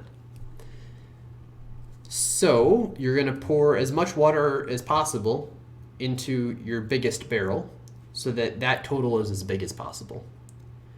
And then other barrels will have, at least one barrel will be poured from, so that barrel will have a total of 0. So it's just the sum of the k plus 1 biggest elements, and that's the entire solution. Yeah, so sort it, look at the k plus 1 biggest things, and that's your answer. If you sort in Java, make sure you don't use arrays.sort, because that will TLE.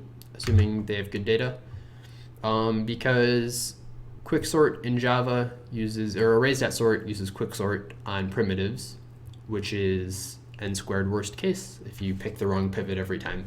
Now, in real life, that would never happen, because in real life, those pivots are basically randomly distributed, but someone can reverse engineer how that works and which pivots get pivoted, and then they can build some really random looking array that's just specifically targeted to break Java's arrays.sort. That'll make your sort n squared. So you should TLE in that case. So yeah, so use, in this case, I'm using my own sort method, which uses collections.sort on an array list, and that uses merge sort, so it's always n log n. All right, so yeah, that's problem B. I think I explained that well enough. So it's pretty straightforward, I think. Numbers on a whiteboard. You've got a permutation and you do this, round it up. I don't have a proof for it, but like to me, it's intuitive. Now, it might be wrong, in which case, just ignore me entirely. But it feels like the fewer times you include a number in some group, the more its contribution is in total. So, like, if we, basically the strategy is going to be we're going to combine numbers like this. Because ultimately, towards this average that we create at the end, we want the smaller numbers to contribute the most and the biggest numbers to be the least important. So in this case, this number gets like diluted when you combine it with this, and with this, and with this, and with this, and with this. So the biggest number gets diluted a lot. The smallest number counts for about half of the final total. So if we were doing this with doubles, it's pretty easy to prove this is probably the best solution. But if you do it with integers, you have rounding issues, I guess. So it might not totally be, but I still think that this is the best way of doing it. And yeah, this is the idea. So basically just take the biggest two numbers, combine them into one number, then take that and the next biggest number, combine them into one, and keep doing that. You do this with the priority queue. You can also do it in linear time if you're smart about storing things. But I was lazy and didn't feel like thinking, so I just used a priority queue. So the idea behind that is in Java, unlike C++, by default priority queues will take the smallest element rather than the biggest, and I want to take the biggest each time. So what I do is I put the negative version of all of these integers into the priority queue. That way when I pop it out, I'll take the least value integer, which will be the one with the biggest absolute value, like the most negative one, and then I just invert that to print it. So I like do everything with negatives, that way I don't have to write a custom comparator. Custom comparators aren't that bad though. Maybe it would have been easier just to make this be like a C++ priority queue. In C++, they put the bigger things first, if I'm not mistaken. Anyway, So I put everything into my priority queue, and then until my priority queue only has one thing left, I remove the two biggest things and then put their average back in. This is the weighted average, or this is the average like rounded to the bigger number, and I'm subtracting one here because they're negative rather than adding one. If the numbers are positive, you'd do something like that, but mine are negative. And then I print the answer at the end. Cool, that's problem C. Let's move on to problem E. I think problem E was the next easiest one. So for problem E, you've got some string, and you want to invert that string. So maybe your string looks like I guess this is a good example. They had this one. So you've got this string. You want to turn it into this other string here. And the only operation you can do is swap two adjacent characters. The question is, what is the fewest number of these swaps you need to do in order to turn this string into this other string? So what we're going to do in order to solve this problem is first we're going to figure out which character maps to which other character. And this is like not too difficult of a thing to do. So the A's, we don't want to swap A's with each other unnecessarily. We only want to swap two letters if like we have to swap them in order to get to the correct thing. So we can map these A's to these positions like this. And the A's will like keep their relative order basically. We'll never swap two A's with each other. We can just not do that. And then the Z's will also keep their relative order. So the Z's will be like that, and every letter will keep its relative order. So we can figure out, based on like this original order and the final order, which characters end up in which spot. So basically, the spot each character goes to, this will go to position 0, this goes to position 2, this goes to position 3, this goes to position 1, this goes to position 4. Now, we've got this array, so hopefully you're on board with this so far. To count the number of swaps we need to do in order to sort this, we can use this thing called inversions, and an inversion is two elements that are in the wrong order, basically. So since these elements are in the wrong order, we're going to have to swap them, and we want to count how many pairs of these inversions are there. In this case, this 2 and 3 are in the wrong order, and the 2 and 1 are also in the wrong order. So we have two inversions. Formally, an inversion is just some bigger number followed by some smaller number later in the array. So to count the number of inversions, so now all the problem is, we've done this transformation. The problem, all it is count the number of inversions in this array. Once we've figured out where everything maps to, it's just count the number of inversions. So counting the number of inversions in an array is a super classic problem. I'm sure there are lots of great resources online for how to do it and on Codeforces, but I'll go over just really quickly what you can do. And that is, we'll keep some frequency count of how much each element occurs, but we're going to store this frequency count in a Fenwick tree or a binary index tree, or you could use a segment tree as well, so that we can find a range sum quickly. So all we're doing is we're storing a frequency array, but we're using a data structure so we can do range sum. Here's what that looks like. So we're going to store how many zeros have we seen, how many ones have we seen, 2s, 3s, and 4s have we seen. And then we're going to process the array from right to left. You can also do left to right and kind of invert this stuff later on, but this is easier and matches my solution, so we'll do this. So now, first what we'll do is we'll say, okay, how many numbers after this are smaller than it? So currently we haven't seen anything, so our answer will be 0. And we want to say, okay, we've seen 1, 4 now. So now we see this 1. How many things are smaller than 1? So we want to do a range sum here, and we get 0. So that's fine. And now we want to say, okay, we've seen 1, 1. All right, so now we're at this 3. How many things are smaller than 3? There's one thing smaller than 3. It's this 1 here. So we'll add 1, and then we'll update this position in our frequency count. How many things are smaller than 2? So that's this range sum here. There's one thing smaller than 2. So we add 1 to our answer. We put 1 here. Now we say how many things are smaller than 0. We do a range sum here, and we update it by 1, so plus 0, because there were initially 0 things smaller than 0. So this will count the total number of inversions in the array in n log n time.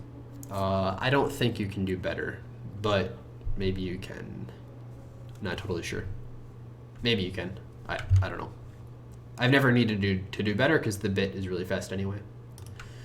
Okay, cool. Yeah, so that is that problem. That was problem E. Problem D is the next one I solved, which was next. I thought problem D, what was problem D? Let's read it first. You've got a string, n characters, which are 0 or 1. Oh, yeah, and you do these operations. So for problem D, yeah, here's kind of like the idea. So let's look at the first string. It'll look like this in the first example. And the idea is, for the problem, first you have to delete one character from the string. You can delete any character you want. We'll delete this one maybe. And then once you delete that, you've got a string that looks like this. Now you delete the first like continuous block of all the same numbers. So we'll delete all of these ones here.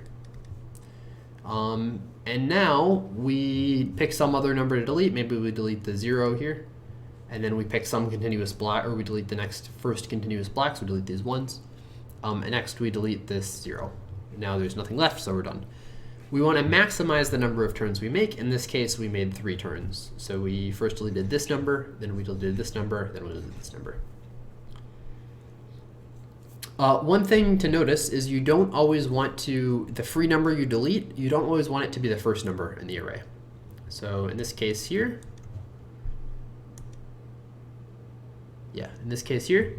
you want to delete one of these 2 ones. So you can delete this 1 here. Then when you delete the first block, you delete the 0. And then the next turn, you can delete this 1. So you can take 2 turns. If you delete the 0 first, then you can only take 1 turn. So here's the idea. We're going to look at like the last turn first, and then consider going back in time all the way back to the beginning. There's a lot of like do stuff backwards in this set, it seems like. But that's fine. That's a good skill to know how to do. Thinking back to front. So yeah, okay. Here's the idea. We're going to say on the last turn, what's going to happen is you'll do a range delete of this continuous range. If you have a bunch of zeros in this range, in order for this range to be range deleted, we need to keep this one alive. So we'll leave this one as like range deleted. But these other 2 zeros, whenever we get to choose something to delete, these are just going to get deleted anyway in a range delete. So we can take these 2 zeros and put them in like some imaginary bank, where if we have these like we have to delete one element queries for the future, for later on, or I guess earlier on in time, we can use those queries for these extra elements that we don't care about, because currently they have no value. So if we have like 3 zeros, we'll say, okay, we're going to put 2 of them in the bank. We'll use 1 for a range delete. And now we have, like this was the range delete part that we do at the very end. Right before that, we have to delete one particular element. So we can delete the 1 that's right before this, or we can delete something from our bank. Well, this 1 is important because we might be able to use this for a future query. It might correspond, there might be more 1s in front of this. These might, or there might not be. This might correspond to a future range delete. So we'll delete one of the zeros from our bank instead. So we do that. And we keep, like that's basically how it works. So yeah, so then the next turn we need to delete some continuous range of 1s. So we find all of the 1s here. And then however many 1s there are, we add 1 fewer than that to our bank and then delete the rest. So yeah, that's the idea. You can continue doing this. There's one special case you have to watch out for, which is if at the very end you have just 1 number left and you've got nothing in your bank. So maybe, for example, you just have 1 number, your entire string is just this 1, 1 right here. That's it. You can actually, believe it or not, do 1 turn on this, not 0. And you have to be careful here because the method I described will actually get this wrong. Because it'll say this is the part that's range deleted, but there's nothing to delete by itself. So you have to say, okay, well, if there's something you can delete by itself, then handle that instead, I guess. Instead of doing the range delete, just delete this 1 element. That corresponds to the last turn being made to work correctly. I suppose this might also be hackable. I'm not totally sure. So yeah, my logic might not be super solid here. I think it's good enough, but might not be. It's possible I'm wrong. This might be hackable. Not really sure. How does it work? Yeah, so we read in all of the array. This is how many things are in our bank. And this is what position we're at. And we will go from the end to the beginning. And I also store the total number of turns, which I print out at the end. This is the continuous block that I'm going to delete, whatever this character is. And I take this entire block all at once. And then however many things there were, except for one of them, which will define this block, the rest of them will get added to the bank for things I can use the first part of the queries for. So then this part is for the first part of the queries. How do I handle this?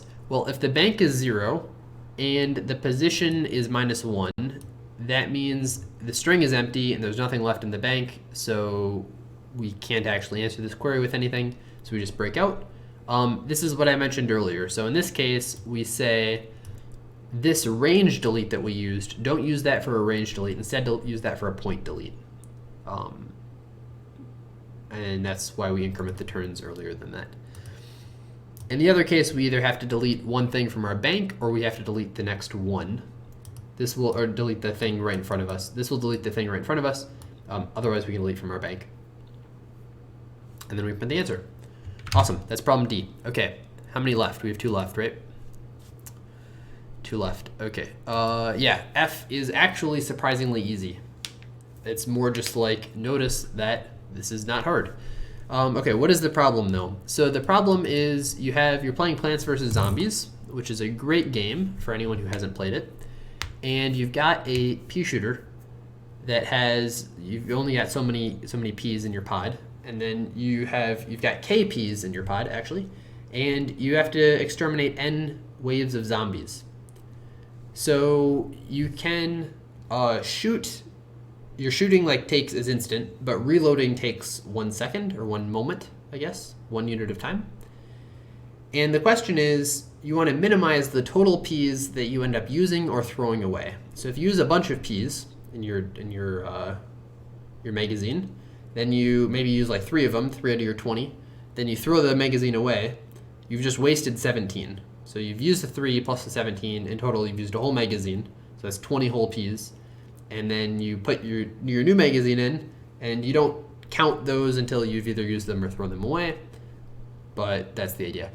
So ultimately, you want to kill all of the zombies using the minimum total number of bullets, or you want to say that it's impossible to do that. So this minimizing bullets idea is interesting. We should keep in mind the fact that if you've ever played one of these zombie games, you'll notice that after you beat a wave of zombies, sometimes you want to reload. And sometimes that's a good idea. In fact, it's a good idea if you're not worried about ammo, because then when the next wave comes, you'll be more prepared to take them on. But if that necessitates throwing away ammunition that you if the next wave is going to be really easy, you might want to save that ammunition so that you can just use it up as you need it. You don't want to waste it, I guess, because that way the ammunition is important to you. So that's what some intuition for why minimizing it will be important. So basically the only decision you have to make here is when you're in the middle of a round, you're just gonna keep shooting the zombies as fast as possible. Then you'll run out of ammo, you'll reload as fast as possible and keep shooting them as fast as possible until there are no more zombies. The only decision you're actually making is in between rounds, you might want to throw away your magazine. So we'll just keep track of when was the last time we made that decision. And given that will tell us basically how many, the current size of our magazine. If we know the last time we made that decision, then the size of our magazine is uniquely determined. Now what that size is can be very big. It might have up to 10 to the 9th, right? It might have up to 10 to the 9th things in it. But it'll be uniquely determined. So that's the idea. We'll do some DP we'll store which wave we're on, and we'll also store what was the last wave where we decided that we want to reload when we didn't need to. There's one special case, and that looks like this. So it's possible that the waves like kind of overlap. So it's possible at this time moment you can be shooting zombies from two different waves. In this case, you need to like consider something, which is, for me, I said that you always start some wave here with like at the beginning of the time. You never start it at a later time. If after doing this wave you choose to reload, the math gets kind of messy. Because you're not starting this wave at the beginning time, you're starting it at the second time. The thing to notice here is if you're shooting your gun all the way until the very end of this wave, it's never beneficial to spend this time reloading. You might as well just jump right into the next wave. Because the time that you're spending reloading isn't like otherwise wasted time. It's otherwise time that you should be shooting at zombies. So yeah, that's like the one special case of when you can't take that transition. The code for that looks like this. It's problem F. So we've got some, we read an input, blah, blah, blah. My wave class just stores the LR and size of the wave. Size is the number of zombies in it. And read an input, and then I do this DP. So I say the first magazine, like I pay for these things when I initially load them. And then at the end, if I have extra bullets I don't use, then I get that like as a negative cost. A side effect of that is that my sentinel, like the DP value saying this DP state hasn't been used yet, can't be -1 because -1 is actually a valid DP answer. So I don't want to TLE by like recalculating states, which is why the sentinel can be like I can't fill my DP table with -1. I have to fill it with something else. So I fill it with -infinity, which isn't a valid DP answer. Okay, yeah. So if this is the last wave, then whatever's left in my chamber, I get those back. So that's like a negative number of bullets that I've paid for, but I don't really need. Otherwise, the number of reloads I have is just like, I just do math, ceiling math to figure that out. It's pretty easy. I won't go into the math there, but basically it's just like the number of zombies divided by the number of magazines. But also the first few bullets, I get those for free, so blah, blah, blah. If I don't have enough time to kill all the zombies, then I return infinity, because that means either it's impossible or I have procrastinated reloading when that's a problem, right? Like I've chosen not to reload. When making that decision essentially means that I have doomed myself for failure later on because I'm not as prepared as I need to be in order to be able to beat the next wave in the limited amount of time. So yeah, that's that. Then that's how many bullets I use, so I have to pay for all of those, and then this is how many magazines or how many bullets will be in my next magazine, however many bullets I used plus however many I put into the magazine minus the number I shoot, which is just one per zombie. Okay, so yeah, that's this DP state. There's this other transition, which we can sometimes do. This transition means we reload an additional time, so we have to pay for an additional magazine, and we start with a full magazine rather than with however many bullets we would otherwise have left. And that's it. Runtime is n squared, because things are only n squared big. This only goes order n deep, because we increase the wave each time, so you don't have to worry about stack overflow if you do it recursively. And you could also do it iteratively if you only want to use linear memory instead. But I think n squared memory is fine for this case. Okay, awesome. There's one more problem, which is problem G, yet another DAG problem. Now, I'm sure there's an interesting solution to this, likely using like min cost max flow or something. However, I don't have a big enough brain to figure that solution out. And my solution is total cheese, which is possibly very bad. So I don't think my solution is right. I think it's hackable. But maybe it's not. I don't know. The idea for okay, what's the problem first? So the problem is you've got a graph that's directed and acyclic, and also all of the edges have some multiplier associated with them. And you want to assign a height to each vertex so that all of the edges go downhill. And also like the difference in height across each edge times the weight. That's like your cost. You want to minimize your total cost.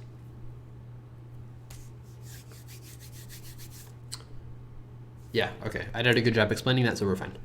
So yeah, so that's what you're trying to do. And also the number of nodes is very small. And the number of edges can be up to n squared over 2.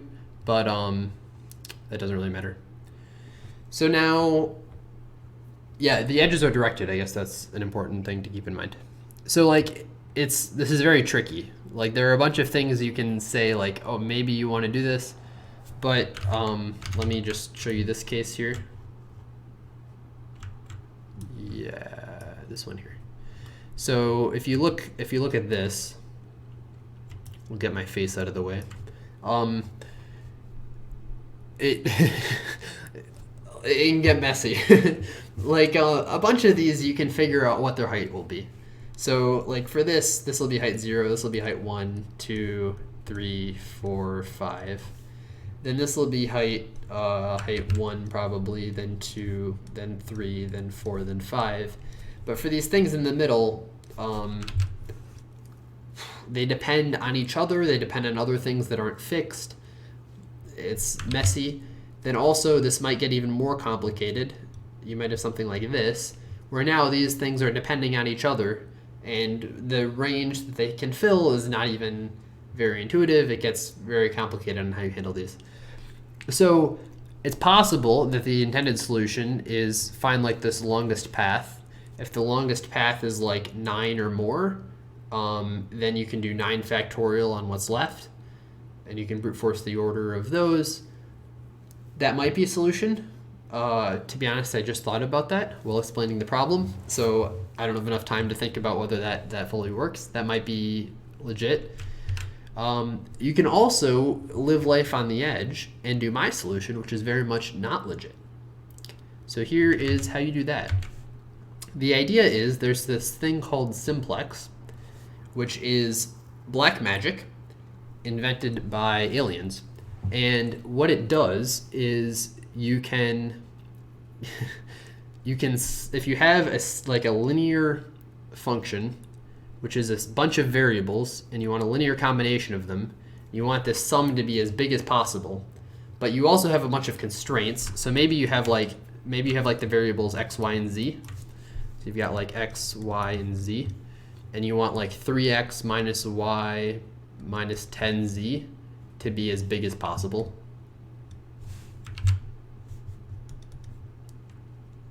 Plus negative y plus negative 10z. You want this is your objective function. So you want this to be as big as possible.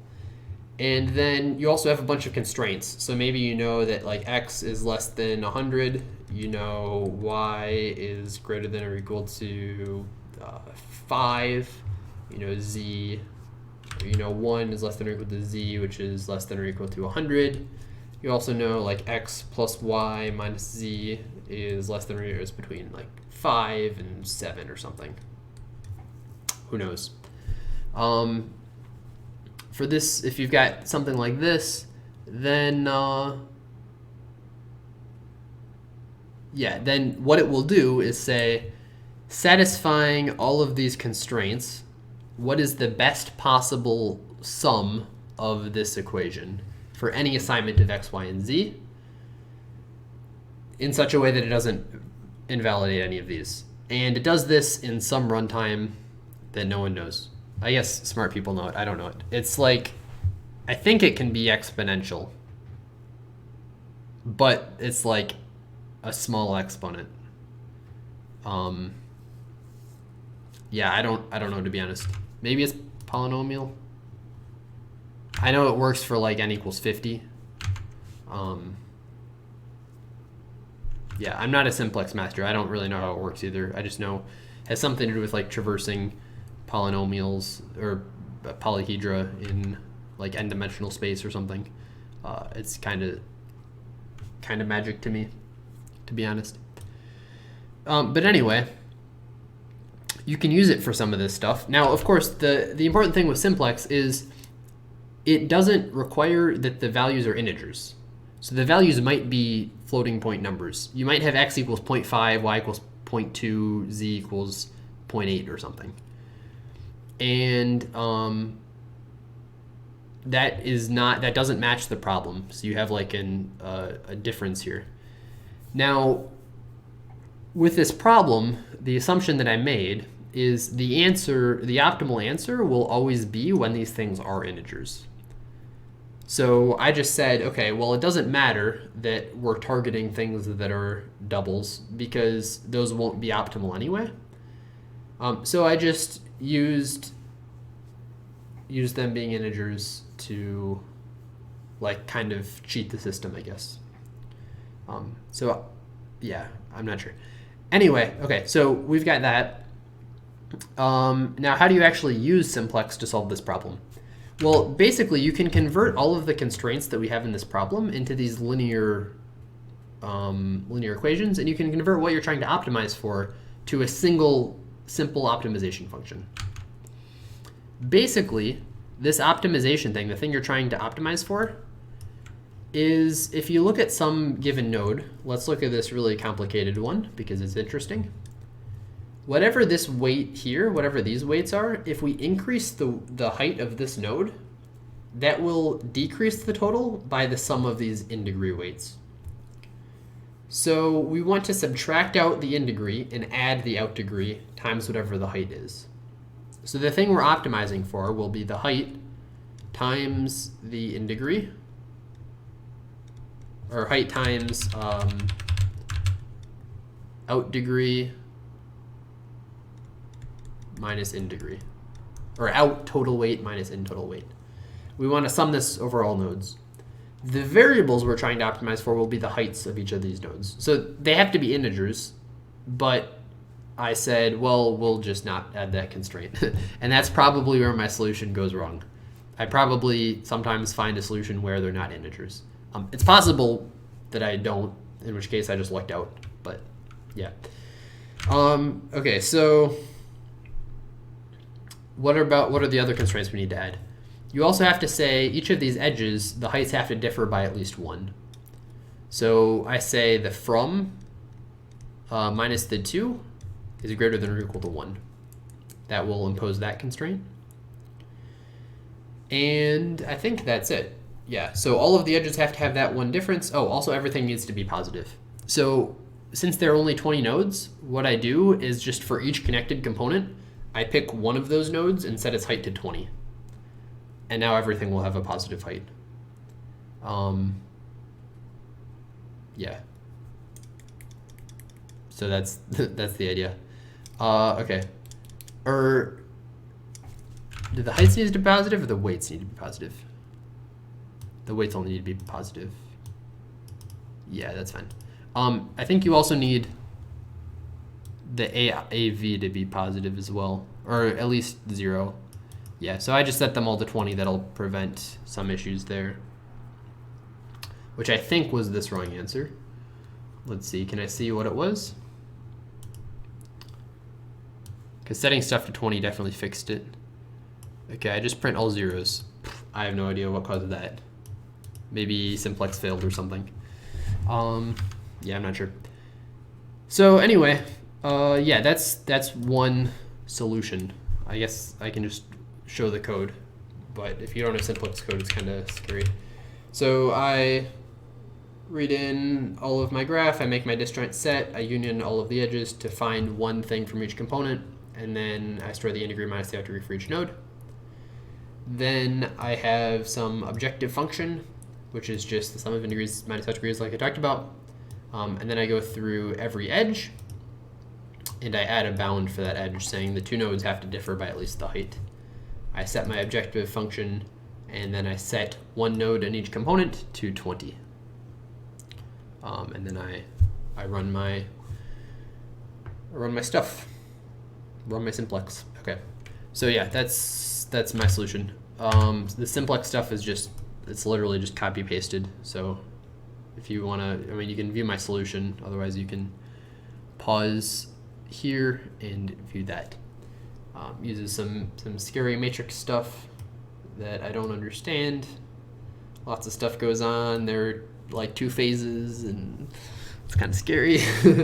But yeah, an A seed. We'll see if it gets hacked. Anyway, I had fun solving the problems in the contest. I don't want to say they were all great problems. I don't like how hard A was. I think B should have at least been problem A. They should have been swapped at least. G, if there's a min cost max flow solution, G's cool. Often when there's a simplex solution, there's also a min cost max flow solution. They're kind of like mirrors of each other, sort of thing. But yeah, I thought it was interesting. I don't know. I thought that I didn't have any issues with the problems. I thought the problems were good. Anton Gubb, I don't know, whatever his name is. Where's his? He's on the contribution list for sure. Anton Trigub? Yeah, Anton Trigub. He always tells me that I say every problem's good no matter how good it is, even if it's bad. But I like the problems. I had fun solving them. I thought it was a fun contest. So maybe I'm overly positive about some Codeforces problems. I'm not sure. But anyway, I hope you enjoyed the contest as well. Hope your rating went up. And I guess let's see, what's my final place? How did I end up solving, or end up looking? Assuming I don't get hacked, I get 7th place. Not bad. It's a prime number. Back in my prime. Yeah, anyway, thanks for watching. Hope you enjoyed, and have a great day. Goodbye.